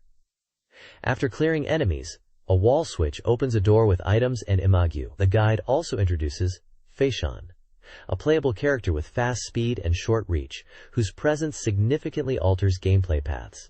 A detailed map with enemy and item locations is included. The next page is a strategy guide section for 7th Cross Evolution, focusing on Part 4, India Taj Mahal. It provides a map and walkthrough for navigating this stage. The guide highlights key gameplay mechanics, such as using Shiva foot soldiers to open doors by dropping them into holes in the floor, starting in the first area. It details the second area, clear symbol, and instructions on how to progress. The page also provides boss battle tips for Shah Jahan, advising players to use close-quarters combat and jump attacks, as his light attacks have no tracking ability. Enemy types like sword breakers and Shiva foot soldiers are introduced, with tips on how to defeat them, emphasizing the Shiva foot soldier's strong guard from the front. The guide also warns about doors that won't open without specific characters, and mentions that you can proceed without fighting Shah Jahan, but fighting him makes BJ playable. It also suggests that if Shiva foot soldiers are difficult to guide, you can corner them and push them into the holes. This page is a strategy guide for the Moscow stage in the Dreamcast game Maken X. It's Part 5 of a map strategy series. The guide focuses on tips for navigating the complex Moscow map, dealing with intense enemy fire, and surviving close-quarters combat. It highlights key enemy types like grenade, cannon, and swordbreaker enemies from the Mitsuba group, as well as bird-type bombers. The page provides advice on how to approach these enemies and features a map diagram illustrating enemy placement, item locations, and strategic routes to take. The guide also includes screenshots demonstrating gameplay scenarios and enemy encounters within the Moscow stage. This guide provides tips for Metal Slug's second mission, covering combat and character choices.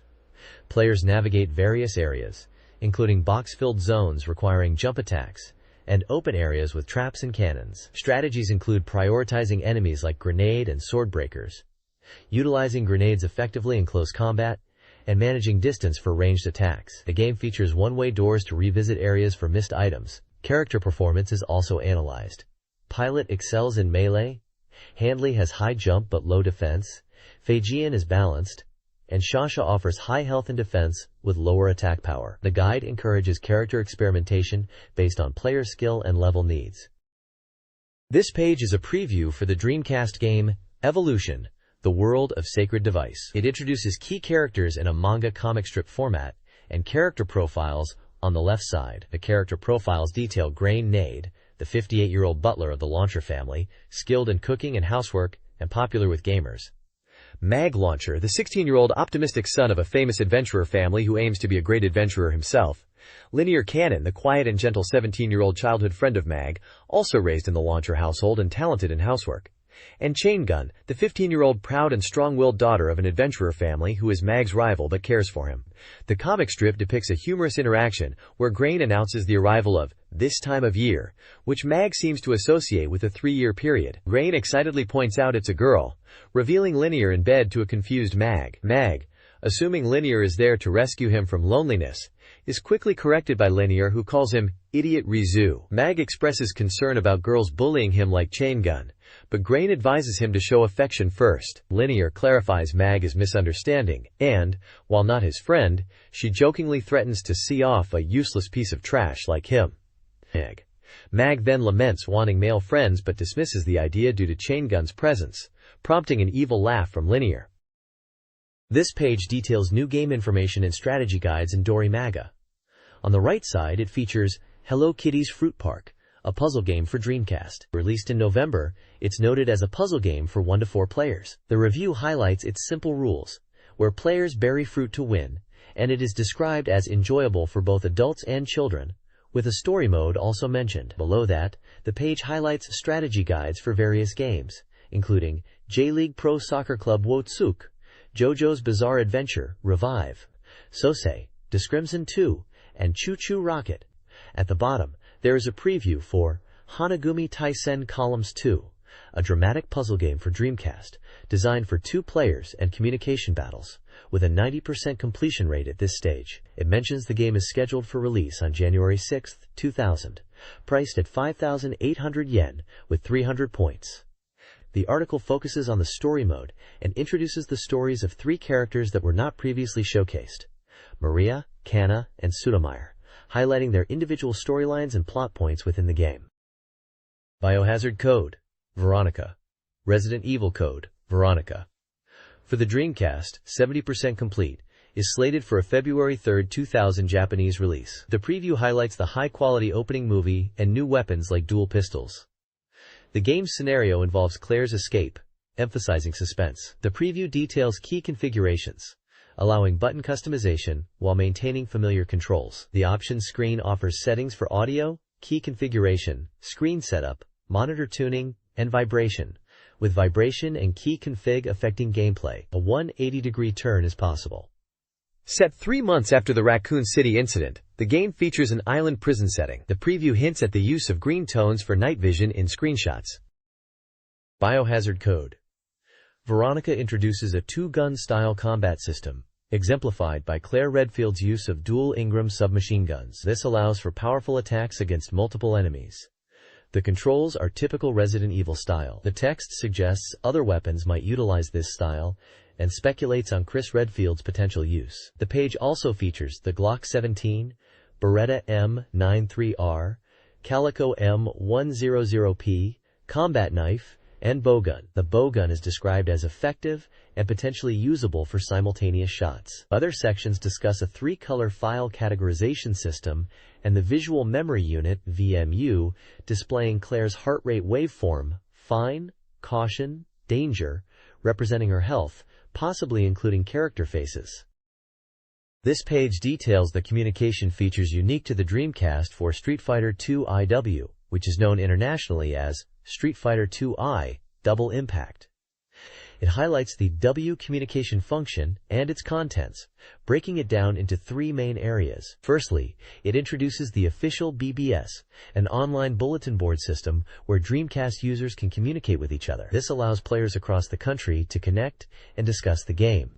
Secondly, it mentions downloadable characters, revealing that Gil, who was previously unavailable in the arcade version, can be downloaded and used in the Dreamcast version. Thirdly, it describes the Information page, a developer-provided section with hidden information and useful tips, updated regularly to keep players informed and ahead of the curve. The page also showcases the extensive option settings, which allow players to customize various aspects of the game, including super meter settings, the ability to turn super arts gauges on or off, and even set up full guard blocking. Screenshots display in-game action and option menus, emphasizing these features. The game is slated for release on December 16th and emphasizes bringing the full arcade-quality experience to the home console, with added extras and online capabilities.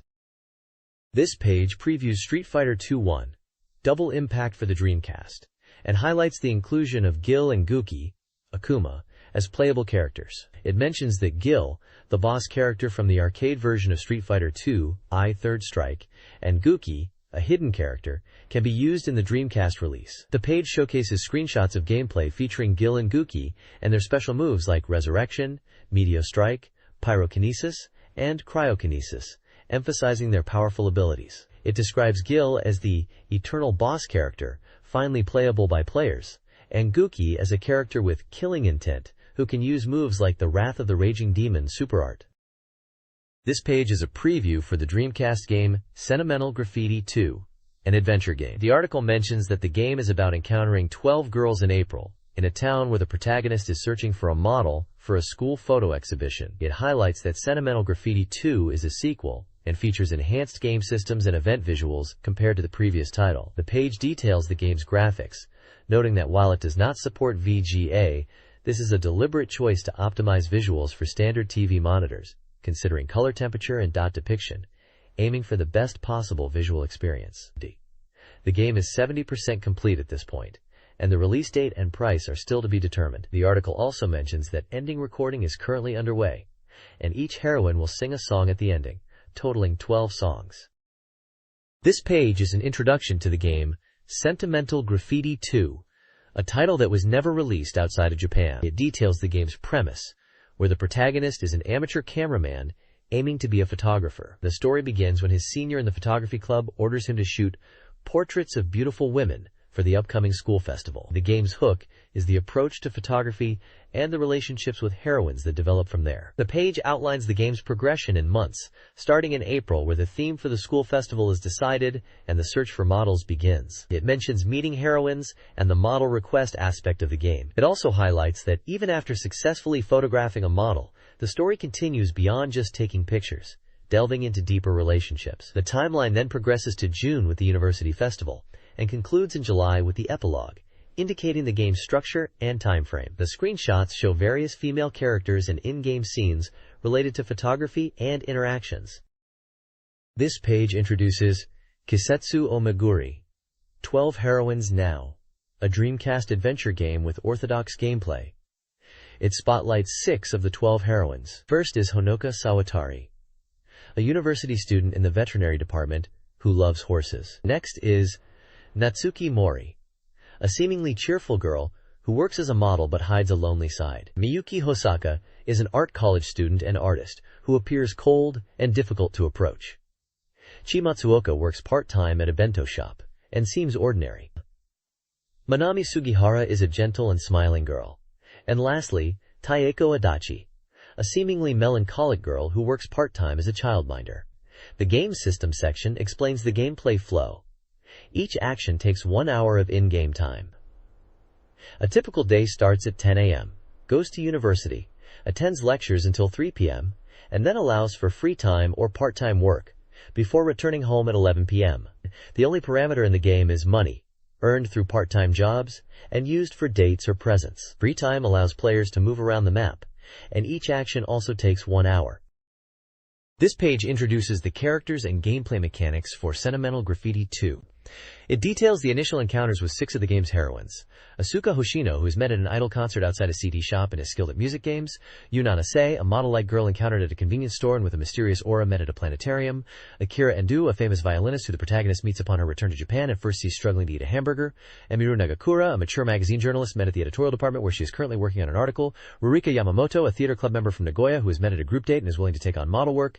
And Wakana Ayasaki, a nursing student who helps out at her father's hospital and first meets the protagonist when he collapses. The page also explains how free time is used to progress events, utilizing large maps for locations like the university and smaller maps like the game center. It also touches upon the consequences of skipping lectures, warning that excessive absences can lead to failing exams and needing extra lessons. This page introduces different female characters and locations that will feature in the game. The first girl is described talking about laundry and bed sheets that kindergarten children use, suggesting a domestic or daily life scene. The next girl is introduced as a heroine, meeting the protagonist in a park. It mentions her initial standoffish attitude, but hints at her eventually opening up and smiling genuinely. Another character interaction is described as involving a photo shoot where the protagonist gets too close, causing the girl to get angry due to a misunderstanding. The final character is shown reacting positively to bird photos taken by the protagonist, expressing surprise at the variety of birds in their town. The bottom section showcases key locations within the game world: a hilltop offering city views, a riverside path, a school referred to as Sega Girls' School with red brick buildings, a kindergarten where a character named Yoko works part-time, and a tea shop with a terrace, used as a meeting spot for characters. These locations suggest the game is set in a town with various everyday settings and character interactions.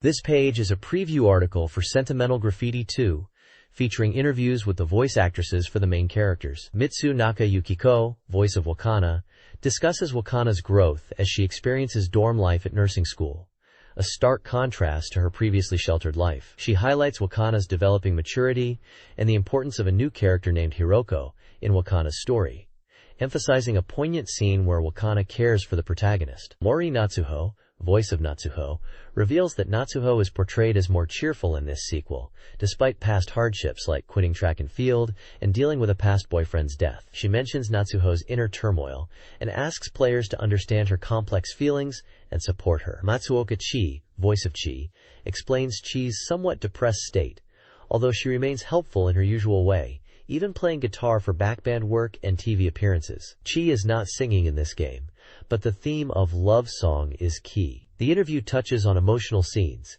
including flashbacks and intense emotional outbursts for Chi, and a memorable scene of her working in a bento shop. The story explores deeper emotional complexity, with Chi feeling isolated after the protagonist's death from the previous game, and the protagonist now considering Minami as a model. This page is dedicated to the game Superhero Operations, a special effects adventure action title. The game features a gathering of heroes to fight against evil organizations aiming for world domination. It's an action-adventure game where players assemble their own team of heroes and protect cities from monsters. The page highlights that the game will include characters from Kamen Rider V3 and Robot Detective K, even featuring gameplay screenshots showcasing action scenes reminiscent of Kamen Rider V3. The development is 50% complete, and the genre is action-adventure. The release date and price are still to be determined. The developers are working hard to complete the motion capture and scenario to make the release.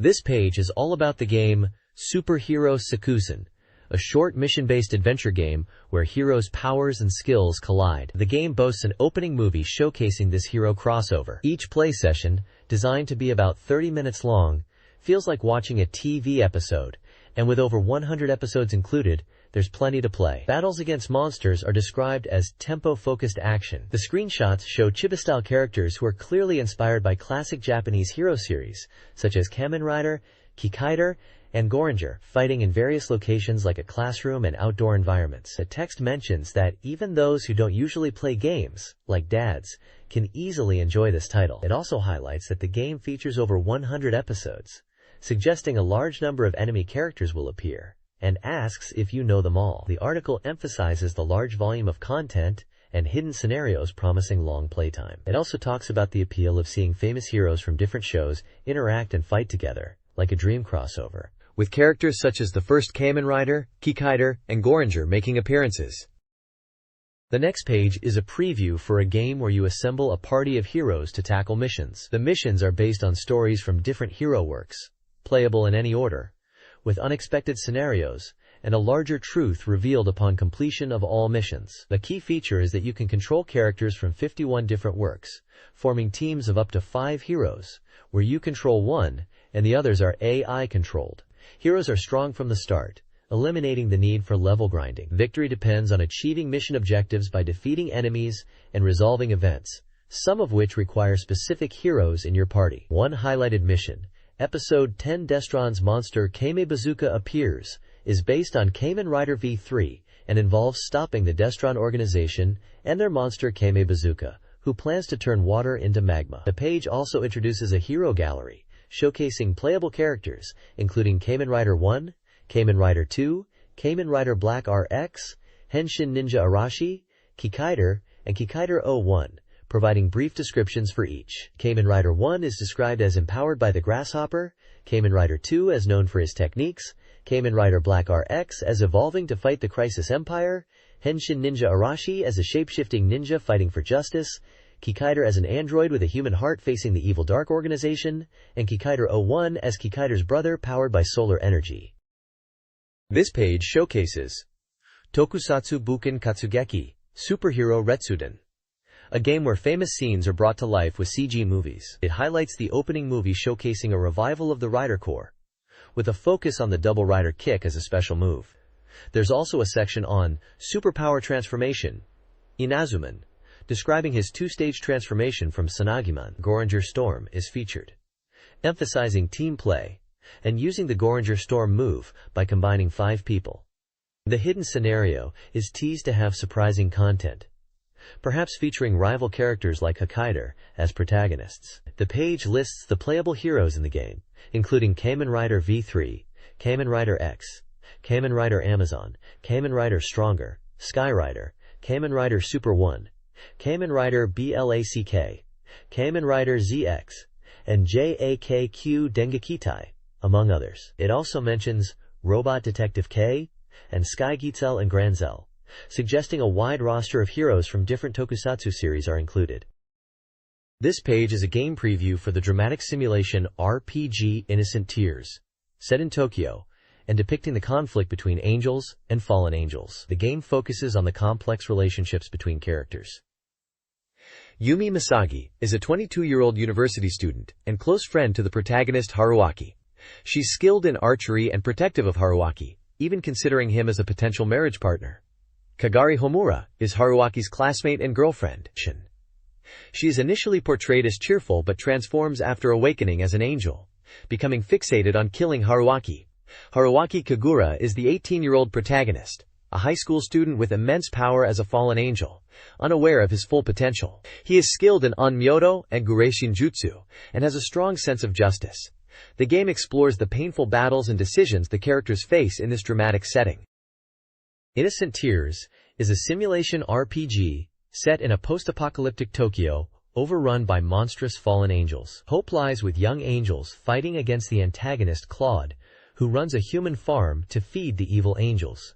The story focuses on Akira Kagura and Sara Kujo, 2 angel protagonists. Other characters include Yohanesu Kamizumi, the Divine Father seeking to punish the fallen angels; Miki and Maki Tachibana, siblings with contrasting personalities; Yukiko and Shiro Kaga, an office lady and rock singer respectively; Aoi Kugami and Saki Yoshino, young elementary school students; Kira Takatsukasa, a human with a strong sense of justice; and Katsutoshi Taira, a chivalrous angel warrior. The game is 50% complete, with a planned spring 2000 release, featuring 3D polygon graphics and a unique, edgy style. This page showcases the Dreamcast version of Densha de Go 2 High-Speed Edition 3000 series, a train driving simulation game. It highlights the improvements made for the Dreamcast, boasting enhanced graphics and new gameplay elements compared to its arcade counterpart. The game offers both 2-handle and 1-handle control types to cater to different playstyles.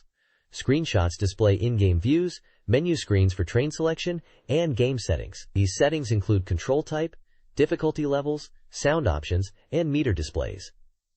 The page also introduces Tetsu-chan, an image character for the game. A special professional mode is mentioned, where the remaining distance is hidden, adding to the challenge. The article suggests that the Dreamcast version provides a more refined and immersive experience for both newcomers and seasoned players of the series. This page is showcasing the Dreamcast game Densha de Go 2 Kusokuhen 3000 series, a train driving simulation game featuring 19 routes across Japan. It highlights the included routes, divided into 4 regions: Tohoku, Kanto, Hokuriku, and Kansai. The Tohoku section features the Akita Shinkansen and parallel conventional lines. The Kanto section focuses on major metropolitan routes such as the Keihin Tohoku and Yamanote lines. The Hokuriku section introduces the Hokuhoku line, and finally the Kansai section details routes connecting Osaka and Kobe on the Tokaido Main Line. The page also mentions a mini-game available within the Akita Shinkansen routes, where players can unlock a bonus game by precisely stopping at Morioka Station within 1 meter of the correct position without using continues. Screenshots of the game show in-game views from the driver's perspective. This page is an advertisement for the Dreamcast baseball game, Let's Play. Professional baseball teams, Let's Play. It highlights the exciting pennant mode and the original mode, where you can collect player cards and build your own unique baseball team. The game features various modes to enjoy, including the standard pennant and tournament modes, the team building original mode, a home run derby mode, and options. Screenshots show in-game action and menus. A demo version of the game was being offered, with applications accepted between November 19th and 30th through a website. The full game was scheduled to be released on December 23rd for 5,800 yen and is categorized as an action sports game supporting 12 players. This page is about a baseball game on Dreamcast, focusing on its pennant mode. The mode allows players to experience a full 135-game season, aiming to lead their team to victory and experience events such as player injuries and record-breaking moments. A key feature is collecting player cards, obtained after each game in pennant mode. These cards, numbering 688 in total, act like trading cards, displaying player stats and history. Players can use these cards to create their own original baseball team, mixing current and legendary players. The game also features a trading system using the Dreamcast VMU, allowing players to exchange cards with friends to complete their collections. The page highlights the depth of team management and player collection within this baseball simulation. This page is all about the Dreamcast game Ready to Rumble Boxing, subtitled, Unleash the Laughter Megaton Punch. The focus is on the game's unique characters, especially Afro Thunder, who is becoming a hot topic. It's mentioned that out of the 17 characters in the game, 8 are being introduced. These characters are not just visually distinctive, but also have unique fighting styles and techniques, making the boxing action quite unexpected and over the top. Sega is apparently serious about pushing Afro Thunder, even establishing an Afro Project 2000 executive committee and planning a package domination plan where Afro Thunder will be featured on the Japanese game box and GDROM label. The preview emphasizes that Ready to Rumble Boxing is not just visually appealing, but has depth as a fighting game. It mentions cancel techniques and guard mechanics, making it more than just a button masher. The article concludes by highlighting the excitement of 2-player battles. The game is at 85% completion and is scheduled for release on January 13, 2000, priced at 5,800 yen. This page is focused on the Dreamcast game Ready to Rumble Boxing, showcasing character details and gameplay tips. It introduces several playable boxers. Boris the Bear Nakimov, described as a strong Croatian champion. Buther B. Brown, a former champion with powerful punches. Salua, a sumo wrestler turned boxer. Celine Strike, a female fighter with fast attacks. Jet Iron Chin, a Kung Fu master boxer. Tank Thrasher, and Rocket Samchai. The page highlights 6 key gameplay elements with associated tips. Firstly, it emphasizes the wide variety of character-specific techniques available. Secondly, it mentions special moves are command-based, hinting at inputs similar to Virtua Fighter. Thirdly, it points out that some moves can be cancelled into other command techniques. Fourthly, it explains the Rumble Mark charge mechanic, activated by landing specific techniques, encouraging players to experiment. Fifthly, it advises players to effectively use guard and evasion techniques. Finally, it mentions taunting is possible by pressing A plus X or B plus Y buttons, seemingly more for show than tactical advantage. Vermilion Desert, a strategy RPG for the Sega Dreamcast, is a pre-release preview focusing on the story and gameplay. The game follows Royd, a special unit operative nicknamed Grim Reaper, amidst conflict between the Empire and the Allied forces. Mission 1 introduces basic gameplay, including ambushing transports and gathering intelligence in semi-ort. Mission 2 emphasizes team organization and more complex battles, introducing characters like Blue Mary, Electron, and Ron. Players must rescue kidnapped researchers and protect classified information, exploring mature themes and character relationships. Mission 3 highlights the game's tension, strategic elements, and the possibility of quick mission successions. Support items carry over, and the recurring antagonist, Hister Garp, is introduced. The mission involves securing an escape route and prioritizing personnel safety, while ultimately focusing on the death of a commander, highlighting themes of sacrifice and camaraderie within the Silver Fox unit. This page details missions 4, 5, 6, and 7 of Vermilion Desert, which is known as Heavy Metal Geomatrix internationally. Mission 4 is titled Roy's Decision and involves infiltrating an enemy supply base and destroying it. It mentions that this mission was included in the demo CD. Mission 5, Battle in the Building, advises players to refer to Mission 2 and focuses on indoor combat in Bilzak Valley against surprisingly strong guerrilla soldiers. Mission 6, Mystery Platoon Strikes Back, emphasizes endurance as enemies keep getting back up. It mentions a mysterious platoon and suggests conserving stamina and retreating. It highlights the difficulty even for players who have progressed this far and teases the mystery of two Roys. Mission 7 is Trojan Horse Operation, taking place in a heavily guarded enemy frontline base. The Trojan Horse Operation is explained, referencing the Iliad, where a large wooden horse was used to infiltrate a city. It highlights that the cargo for this Trojan Horse mission is decorated female team members. It mentions that the costumes have changed, and while the male soldiers are excited, the base commander, Millie Wyatt, must be confronted. It also teases that Takishan, the modified soldier from missions 5 and 6, will become a teammate and mentions an event where you might meet his family. It concludes by highlighting Stanley Wood as an exceptional fighter and mentions retrieving mechanized soldiers as a task. This page previews several missions of the strategy RPG Langrisser Millennium.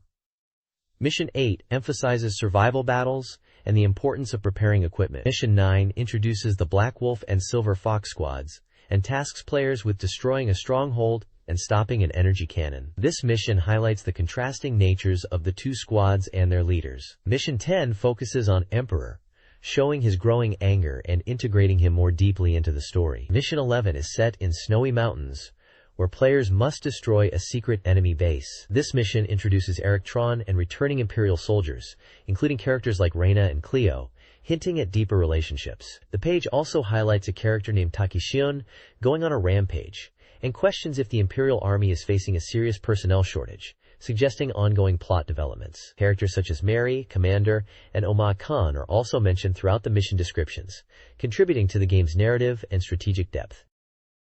This page previews the game Vermilion Desert and details several missions. Mission 12 focuses on returning from a mission, emphasizing item management and facing new enemy forces in the Silver Fox unit. Mission 13 involves battling strange humans, attacking villages, and defeating Zergenians, suggesting a straightforward mission approach with a side story featuring Roy and Zergenians.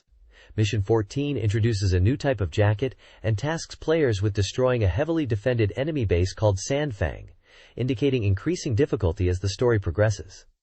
The game is described as a simulation RPG, where players will encounter many characters with their own backgrounds and stories, promising a rich narrative experience. The screenshots showcase in-game dialogues and action scenes, highlighting the dramatic and engaging storyline as the battlefield becomes increasingly chaotic, with events leading to a climax as comrades begin to part ways, emphasizing themes of human weakness and destiny.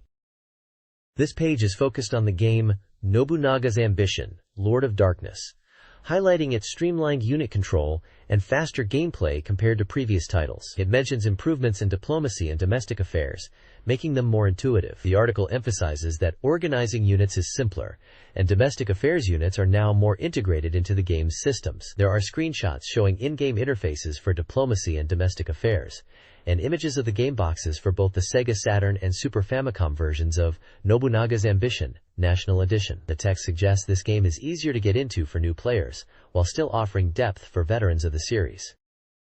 This page is an introductory guide to the Nobunaga's Ambition series. It's presented as a beginner's lecture, aiming to explain the appeal of history simulation games, particularly Nobunaga's Ambition. The page breaks down the core gameplay loop, explaining what Nobunaga's Ambition is about, unifying the country during the Warring States period. It clarifies key elements, such as domestic affairs, which involves developing your territories, and battles, which are about expanding your domain and gaining resources. The page highlights recommended daimyo for beginners, suggesting the Takeda clan and the Shimazu clan as good starting points, praising the Takeda for their balanced abilities and strong retainers, and the Shimazu for their advantageous geographical location in Kyushu.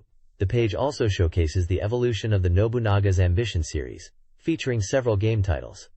1. Nobunaga's Ambition, Sengoku Ganyuden. 2. Nobunaga's Ambition, Busho Funroku. 3. Nobunaga's Ambition, Sukeretsuden. 4. Nobunaga's Ambition, Tenka Susei. 5. Nobunaga's Ambition, Sushiruku. 6. Nobunaga's Ambition, Repuden. It notes how each iteration added new elements and improvements, such as the introduction of individual warlords in Sengoku Ganyuden, tea ceremonies in Busho Funroku, domain system enhancements in Sukeretsuden, and the visual representation of domestic affairs in Sushiruku. It ends by mentioning Repuden as the latest evolution. The page uses screenshots from the games to illustrate the different aspects of gameplay and the evolution of the series. This page showcases the Dreamcast game Tokyo Bus Guide, a realistic bus driving simulator set in Tokyo. The advertisement highlights the engaging gameplay where you drive meticulously recreated Tokyo metropolitan buses on real routes. It emphasizes the simulation aspects beyond just driving, including passenger interactions and adherence to operational duties like stopping at bus stops, managing doors, and making passenger announcements. Screenshots depict in-game visuals, including the dashboard view with speed and time information, and passenger interactions. It also mentions that the game is 100% complete and was released on December 23rd, priced at 5,800 yen. The genre is classified as a running simulation game. This page showcases Tokyo Bus Anai Guide, a unique Dreamcast game where you experience the life of a Tokyo bus driver. It highlights 3 courses within the game, each presenting different driving challenges. The first course, numbered 01 and labeled as Beginner Course, is set in the Odaiba area, featuring landmarks like Fuji Television and Tokyo Big Sight. It's described as a flat course suitable for beginners, running from Kokusai Tenjijo Station to Hamamatsucho Station, a distance of 11.7 kilometers, culminating at Tokyo Tower. The second course, number 70, is labeled High Traffic Volume and Frequent Boarding, Alighting. This course takes you from Nakanohashi to Shinjuku Station West exit via Aoyama. It's characterized by heavy traffic, frequent bus stops, and roadside parking, making it a challenging route requiring careful driving to maintain the schedule. The third course, number 76, is labeled Low Traffic but Many Curves on Mountain Roads. Starting from Higashiome Station and heading towards Kaminariki, this course is a mountain road with fewer cars but many curves, tunnels, and steep inclines. It emphasizes careful driving on narrow roads and using headlights at night due to oncoming traffic in tunnels. The page emphasizes the realistic depiction of Tokyo roads, including traffic lights, pedestrian crossings, and general street scenery, promising a detailed and immersive bus driving experience. It also mentions that players earn experience points, Express, by playing the game and completing courses. The next page introduces Runecaster, a new strategy game from Noisia for Dreamcast. This game allows players to create their own spells to summon and control monsters, featuring 18 different monster types. It's described as a logical war game, where players customize monster behavior patterns and engage in real-time battles requiring strategic thinking. The game was slated for release in Japan in February 2000 as a strategy game. This page previews Runecaster, a Dreamcast game focusing on strategic battles. The tactics section explains that battles are real-time, emphasizing summoning monsters and defeating enemy magicians. It differentiates itself from typical RPGs by claiming battles are more engaging and visually impressive due to numerous monsters fighting simultaneously. The scenario section mentions 2 modes, Story Mode and 2P Battle Mode, with Story Mode offering varied rules beyond just defeating enemies, such as defense or escape missions, and events including discovering new monsters. The Runes section details the Rune Stone system for creating monster action patterns, allowing players to customize monster behavior in battle. It mentions 18 monster types with unique strengths, encouraging strategic rune creation. The character section introduces 6 main characters: the protagonist, Marie, Maison, Gwen, Ira, and Baume, each with a brief description of their role and background within the game's world. This page is a preview for the Dreamcast game Treasure Strike. It highlights the character creation aspect allowing players to customize their treasure hunter with many parts. The goal is to become the world's top treasure hunter. The game features an offline mode where you can play, and the genre is action-adventure. The preview introduces a character named Buffalo, who will teach you about treasure hunting techniques, specifically the treasure hand. It also mentions that keys are needed to open treasure chests to obtain target treasure. The game was 70% complete at the time of this preview and was scheduled for release in February 2000, priced at 5,800 yen. This page introduces Treasure Strike, an offline action-hunting battle game for the Dreamcast. The game features a story mode for single players and a battle mode for multiplayer.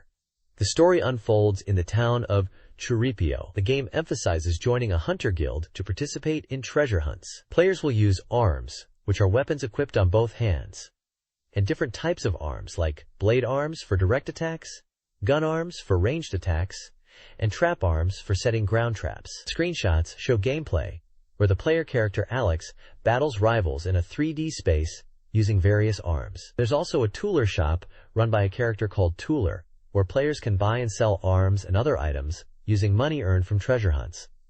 The page highlights the importance of earning money to upgrade equipment and become a stronger hunter. The page ends by suggesting that as players progress and improve their hunter rank, they will encounter more rivals and explore various locations like ancient ruins and monster lairs. This page is showcasing Gakyu o Yamazaki, Yamazaki Land, which is a board game adaptation of the popular manga Gakyu o Yamazaki for Dreamcast. The game is focused on taking over territories on a board and acquiring coins. It's highlighted that the game will include the humor and gags from the original manga. The page details that up to 4 players can participate, and all player characters are variations of Yamazaki. There are 6 character variations available that affect gameplay through different personalities and thought patterns. The game includes 8 types of mini-games. One example shown is called Buntori Territory, where players compete to collect territory. The page also introduces original characters created by the manga author for the game, such as DC original character Alex Von D. Another character highlighted is Erica, known as Terrible Girl Erica, who is described as a troublesome character from the comics. The release date for the game is stated as February 23rd, and the price is 4,800 yen. It is a party game. This page is focused on the game Undercover, a gun action adventure set in Tokyo in 2025, where you play as a female police officer infiltrating a crime organization. It emphasizes puzzle solving within the gameplay. Key characters introduced are Kei Shinomiya, the protagonist, Cat, a feline Lu-type information terminal, and Ron Wei, connected to a hotel occupation case in Tokyo. Screenshots highlight the game's camera system, offering both first-person and third-person perspectives to enhance gameplay and atmosphere. The game is nearing completion at 95% and is described as a detective action-adventure.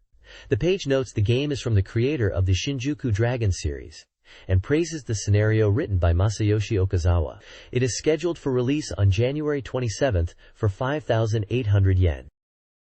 This page announces the Dorimaga Cup, a network tournament for the Dreamcast game J-League Pro Soccer Club o Tsukuru, known internationally as the Sega Worldwide Soccer Manager Series. The tournament offers 2 entry courses. The first is the Division A, B, C category, open to all ages, with standard rules including no copied save files, a minimum of 11 players, no free players, and limits on foreign players. The second is the Dream Magazine Strategy Squad Challenge, aimed at younger players, specifically those under 12 years old and in the 4th grade, allowing edited players but still prohibiting copied save files and having similar player number restrictions. Prizes are offered for both divisions, including Dreamcast software and merchandise. Featured on the page are staff interviews with director Osahashi Osamu, designer Sasaki Koichi, and planners Masuda Ryosuke and Tanaka Takeshi. This page is a strategy guide for J-League Pro Soccer Club Wotsukuru, known internationally as Sega Worldwide Soccer 2000 Club Championship. It provides tips for strengthening your club within a 5-year time frame to compete in the Dorimaga Cup. The guide highlights 5 key areas for club development: managing funds carefully to avoid unnecessary spending, acquiring skilled players early on, hiring effective personnel while being mindful of costs, employing efficient tactics without overcomplication, and being cautious about investing in facilities too soon. The article also discusses how developing sister city relationships and town development can benefit the club, and explores the tactic of resetting the game to achieve favorable outcomes in crucial moments. Screenshots of the game menus, player information, and town development are included to illustrate the points discussed. This page provides winning tactics for a football management simulation game, likely from the J-League Pro Soccer Club Wo Tsukuru series, although internationally known as Sega Worldwide Soccer Manager. But this is a Dreamcast version focusing on the Japanese J-League. The guide advises aiming to have your team peak in its 5th year, suggesting player recruitment should focus on this time frame. It explores the use of J-League players, weighing their benefits against their transfer costs, and comparing team strength when using them, versus sticking with initial team members. The guide also recommends promoting to J1 early to gain advantages, and creating custom edit players for guaranteed quality. There's advice on deciding which original players to keep, and emphasizes the importance of network play, suggesting that team cohesion is a top priority. The page features expert insights from Masuda, discussing team building, player abilities, and online play strategies. Screenshots show in-game menus, player statistics, team formations, and practice screens, all within the context of managing a J-League football club. The next page is a strategy guide from Dreamcast Magazine for the Japanese exclusive game J-League Pro Soccer Club Wo Tsukuru. The guide provides in-depth advice across several key areas to help players build a successful J-League club. Firstly, it emphasizes the importance of personnel management, recommending players carefully consider the abilities of coaches and scouts when hiring staff, as their skills significantly impact player development. Secondly, the guide stresses the importance of tactical consistency, advising players to stick with a chosen tactical system for at least 5 years to effectively train players and build team cohesion. Changing tactics too frequently hinders player growth. Thirdly, it discusses facility investment, advocating for prioritizing essential facilities like training grounds and clubhouses early on, over more luxurious stadium upgrades. Focus should be on facilities that directly contribute to player development. The page also highlights the need to monitor rival clubs, especially their transfer activities, to stay competitive. There are comments from individuals named Sasaki and Ohashi discussing player movements and club dynamics within the game. Finally, there is a section presenting J1 other club information, listing player names and club details, which appears to be in-game data for rival teams within J-League Pro Soccer Club Wo Tsukuru. The page concludes with a Dreamcast logo and a photo of what appears to be the game's development team. This guide helps players understand coach and secretary comments in a soccer club management simulation to improve their team. It focuses on interpreting feedback after training sessions to assess player abilities and tailor training regimens. The guide breaks down different training types, such as strength enhancement, set plays, mini-games, and position-specific training, providing examples of comment ranges to understand player progress. Feedback covers tactical understanding, skill development, and physical attributes. It also advises on timing overseas study and transfers, with staff members offering insights on player development strategies like loans and overseas training, considering player potential and club goals. The guide is illustrated with screenshots from J-League Club Winning Goal 3 and aims to enable more strategic club management. The next page provides a detailed strategy guide for the J-League Pro Soccer Club Wo Tsukuru game. It focuses on understanding your club's weaknesses and developing players effectively. The guide emphasizes using the manager's team diagnosis to pinpoint club weaknesses and leveraging the data room secretary's comments to assess player growth. It details how these comments, found in the first and second lines of player information, relate to player ability in their position and their growth potential respectively. The page suggests crafting efficient training menus by taking these comments into account. It advises focusing on improving the lowest abilities first, and then addressing weaknesses once players reach a certain level of development. It also touches upon the significance of manager and scout abilities. A small section playfully discusses secret poses, seemingly as a lighthearted aside. Screenshots from the game illustrate menus and player interfaces that are discussed within the guide. The next page features strategy guides for the Dreamcast game Derby Owners Club. 2 strategy teams share their expert tips. The first team, Itabashi Braves, emphasizes building a friendly club. They suggest focusing on skilled scouts and scouting foreign horses right from the start. They advise prioritizing facility development and strengthening the midfield. Stamina training is key, and they recommend investing in coaches later in the game. The second team, Nagasaki Renderer, highlights the importance of the director and individual player skills. They suggest starting with individual training and using the meeting room to understand each player's strengths. They advise scouting for excellent scouts and aiming for the highest level of scouting available. Strengthening the forward line is recommended, and they also suggest investing in coaches as the game progresses. Profiles of the team representatives are also included with their in-game avatars. This page is about J-League Pro Soccer Club O Tsukuru, a soccer club management simulation game. It showcases different play strategies from members of the Dreamcast Magazine strategy team. The first strategy section is from Riko Hinano of Dreamabaga Strategy Squad number 3, who focuses on winning with money. His approach involves spending money on strong players right from the start, using a 352 formation and pressing tactics. He aims to win the J2 League in the first year. The second strategy is from Sugita Geisto of Dreamaga Strategy Squad number 4, and emphasizes building a strong team through individual skills, basic fitness, and tactical prowess. He focuses on improving team synergy by training individual player skills and building up the team's overall strength. He aims for victory by carefully developing his team. The third strategy is from Kane-san, who is described as a club representative Saskatsuku veteran of 2 years. His approach revolves around aggressive player acquisition and focusing on individual skills training, especially shooting for forwards, midfielders, and defenders. He ignores team coordination and prioritizes acquiring talented young players, aiming to dominate in the long term. Screenshots depict gameplay, including practice sessions, team formations, and team synergy graphs. The page gives tips and insights into different approaches to playing Saskatsuku and achieving success in the game. This page is a strategy guide for the Dreamcast game Zombie Revenge.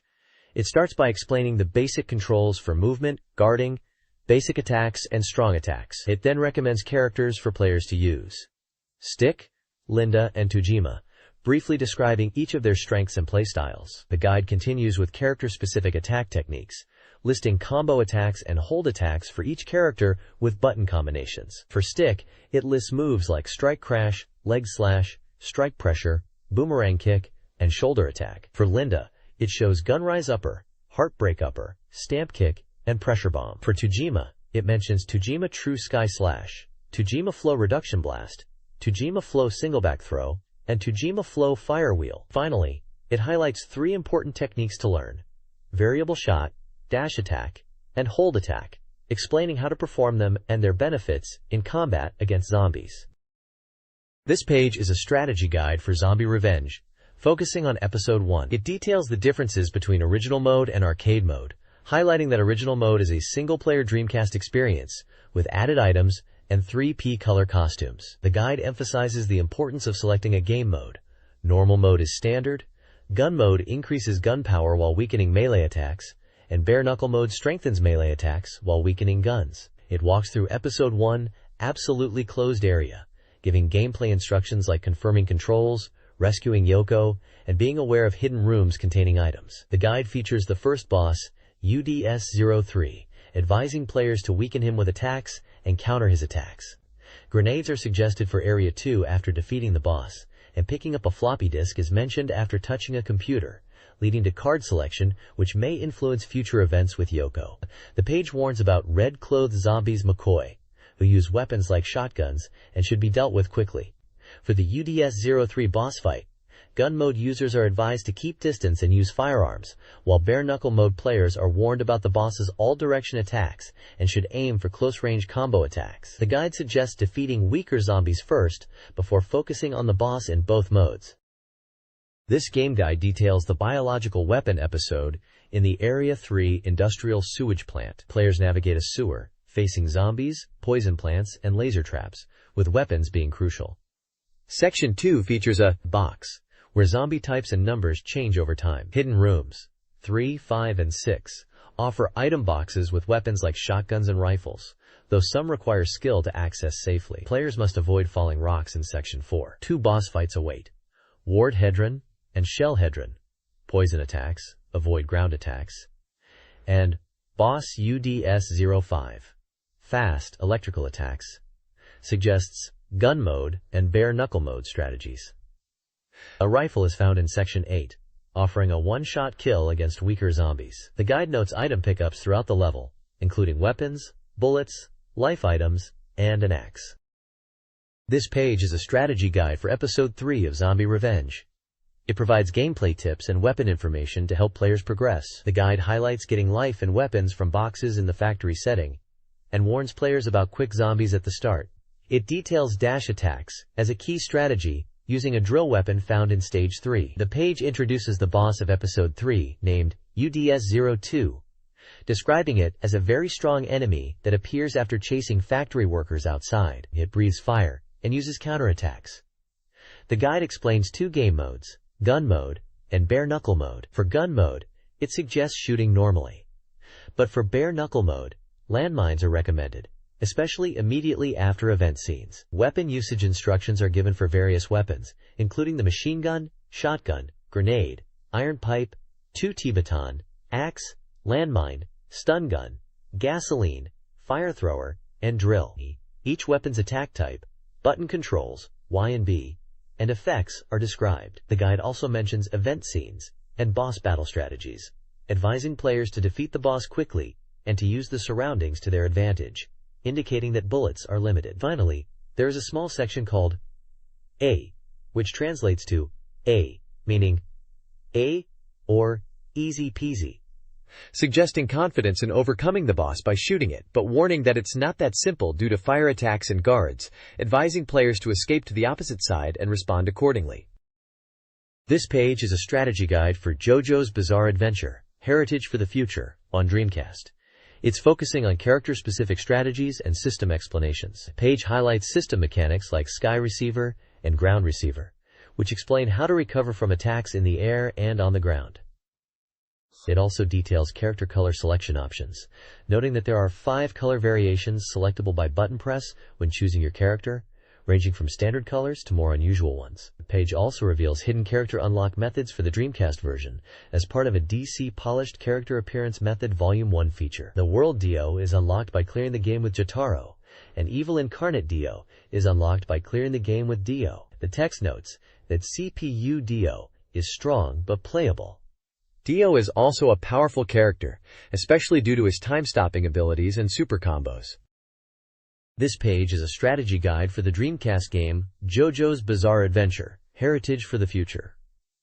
It focuses on 2 characters, Jotaro Kujo and Mariah. For Jotaro, the guide emphasizes using rush attacks as a key tactic. It details his special moves like Aura Aura and Mach Punch, along with super combos such as Starbreaker and Star Platinum, the World. Basic combo examples are provided, incorporating jump attacks, standing medium attacks, and Mach Punches. For Mariah, the strategy revolves around utilizing projectile attacks and capitalizing on the opponent's mistakes. Her special moves like Collection, Gunbat's Foot, and Induction Blackburn are listed, along with super combos like Iron Crash. Basic combo examples are given using Gunbat's Foot, Induction Blackburn, and crouching weak attacks into standing strong attacks and Iron Crash. The guide highlights the importance of magnetic level management for Mariah's gameplay. Screenshots illustrate gameplay for both characters and their moves. This page is a strategy guide for the Japanese Dreamcast adventure game Revive Sosei. The page features character profiles for Raiko and Aoi Fujisawa, detailing their backgrounds, stats, and roles in the game. There is a flowchart guide breaking down the gameplay into numbered events and locations, providing a step-by-step walkthrough with branching paths and event triggers. The guide seems to focus on character interactions and choices affecting the game's progression, emphasizing key events and conditions to achieve different outcomes. The page highlights the game's adventure genre and guides players through the story's events, focusing on character interactions and choices.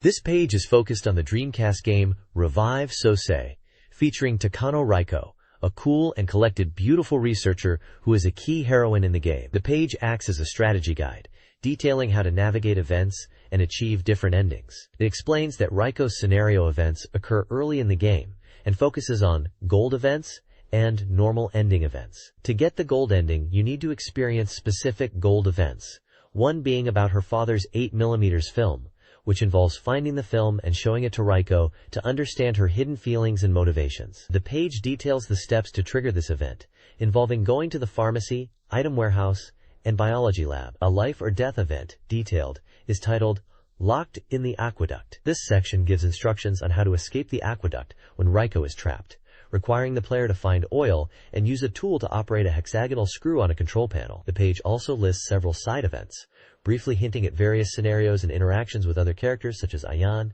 Kaneda, and Kitajo, and providing tips for navigating certain situations within the game and making the right choices or using items effectively. It also gives advice for solving the cat rescue event and provides two methods, using adhesive tape and a driver, or just a driver alone, for rescuing the cat. Nao-chan Kiki Ipatsu is a Japanese Dreamcast adventure game where players guide Nayo Mizutani through a branching narrative. Reaching the true ending requires following a flowchart and making specific decisions. The game features multiple endings. The true ending, achieved by completing key events and keeping Nozomi and Yuzuki alive.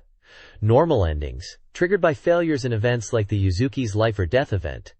And the gold event ending, requiring successful events, listening to the father's story, and using a specific code. Key events involve choices in a dark lobby, affecting the character's survival. The provided flowchart outlines the required steps and actions, including interactions in specific locations and the use of items, to reach the various conclusions. The game also contains unseen scenes, encouraging replayability.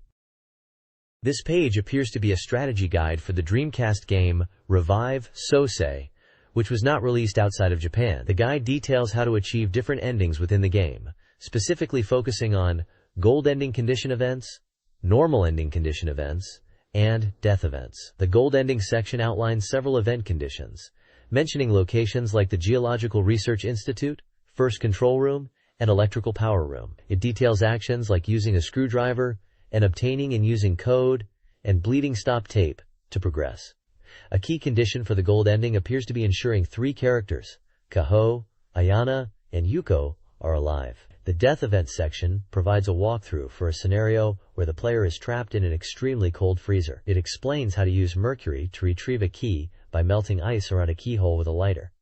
There's a time limit of 5 minutes to escape the freezer. The normal ending section describes an event involving extinguishing a fire using a sheet and water in a garage to meet the conditions for the normal ending. The side event section lists a series of events numbered 2 to 59, mentioning encounters with characters like Ayana and Yukina in various locations such as the first floor elevator hall, laboratory, lobby, changing room, and exhibition room, detailing interactions and dialogues between the protagonist and these characters. It also hints at events related to the characters' fathers and specific locations like basements, control rooms, and warehouses. This page is a strategy guide for Death Crimson 2, Memento Mori, a rail shooter for Dreamcast. It highlights voice data distribution services for the game and includes an interview with developers discussing voice recording with special guests and the game's release date set for November 25th.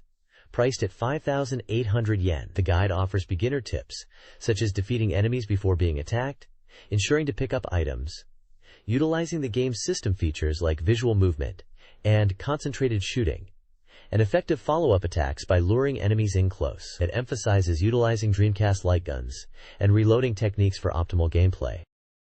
The next page is a detailed strategy guide for the Dreamcast game Death Crimson 2, Altar of Melanine, covering the game from the beginning up to the Dachau warehouse stage in story mode. It emphasizes the game's blend of puzzle solving and shooting elements. The guide provides a step-by-step walkthrough for the Dachau museum section, which includes a timed event where players must collect 5 DES items. It also offers guidance for the Dachau warehouse shooting section, warning players about traps. Finally, it details the boss strategy for Globus, instructing players to attack its vulnerable belly when it stands on its hind legs, and to patiently wait for openings while avoiding attacks when it curls into a ball. This page is a strategy guide for the puzzle game Choo Choo Rocket. It focuses on the hard mode, specifically stages 11 through 25. Each stage is presented with a screenshot of the level layout, its Japanese name, and an arrow indicating the recommended direction. There are brief text descriptions in Japanese below each level screenshot, giving hints and tips for completing each stage. The page offers puzzle-solving strategies for these more challenging levels in Choo Choo Rocket. Choo Choo Rocket supports various Dreamcast peripherals, encouraging players to try existing controllers before buying new ones. Officially supported are standard controllers and arcade sticks. Other options include the Dreamcast keyboard, which is good for gameplay and chatting, Unique controllers include the Dreamboat Fishing Controller, High Mania, Low Practicality, a Dreamcast Light Gun, Last Resort, the Popsin Controller, Low Practicality, ASC2 Mission Stick, Medium Practicality with a potentially awkward stick angle, and the surprisingly functional Racing Controller. Each controller has specific button and control mappings for cursor movement and in-game actions. This page is a preview for the Sega Dreamcast music game Samba de Amigo by Sonic Team. It highlights that the arcade debut of the game is approaching, mentioning it will be available in arcades nationwide in December. It encourages readers to look forward to it and practice their maraca shaking skills. The game is described as a music game running on the NAOMI arcade board, supporting 1 to 2 players. The page is titled Checkpoint, Basics of Samba Dancing, and provides gameplay tips. Basic 1 explains that players should shake the maracas in time with the balls appearing on screen. Basic 2 clarifies that even if players shake the maracas excessively, it won't result in a miss, as long as the timing and height are correct. Screenshots showcase the gameplay interface with maracas and targets. The text describes the game as simple and fun and encourages players to dance without worrying too much. It also mentions that precise timing will result in a "yeah" display and higher ranks, while mistiming leads to booing and lower ranks. The game was previously showcased and discussed at the AM show. The next page introduces Samba de Amigo, a game from Sonic Team. The page explains the basics of gameplay, starting with inserting a credit and then using the maracas to select options displayed on screen like Mode Select, Height Select, and Music Select. It details aiming for a rank C to clear each of the 2 stages of the game, highlighting that achieving rank A will change the background to be more vibrant and exciting, while a rank D or lower results in a game over. A section titled Pose Time explains how to perform poses during the game when instructed, emphasizing matching the maraca positions and encouraging players to make funny poses. The From Sonic Team section includes comments from the developers about their goal to create a fun and enjoyable experience for players, encouraging everyone to play and dance to the samba rhythm. The page is filled with screenshots showcasing gameplay, selection screens, rank displays, and pose instructions. The next page showcases the Guru Guru Hot Springs Association, a Dreamcast online community endorsed by Sega. It features actress Sayoko Chiba and highlights an event where she interacted with fans online. The page details how to create an avatar called Onsen Sazeko-chan for the online service, with instructions and customization options listed in a table. There's also a recruitment drive for new members to join the Dorimaga Hot Springs Association online community and an O'Hara's diary entry, recounting experiences from a recent event and mentioning online interactions and a game called To the North. The page emphasizes the fun of online communication and community within the Guru Guru Onsen service.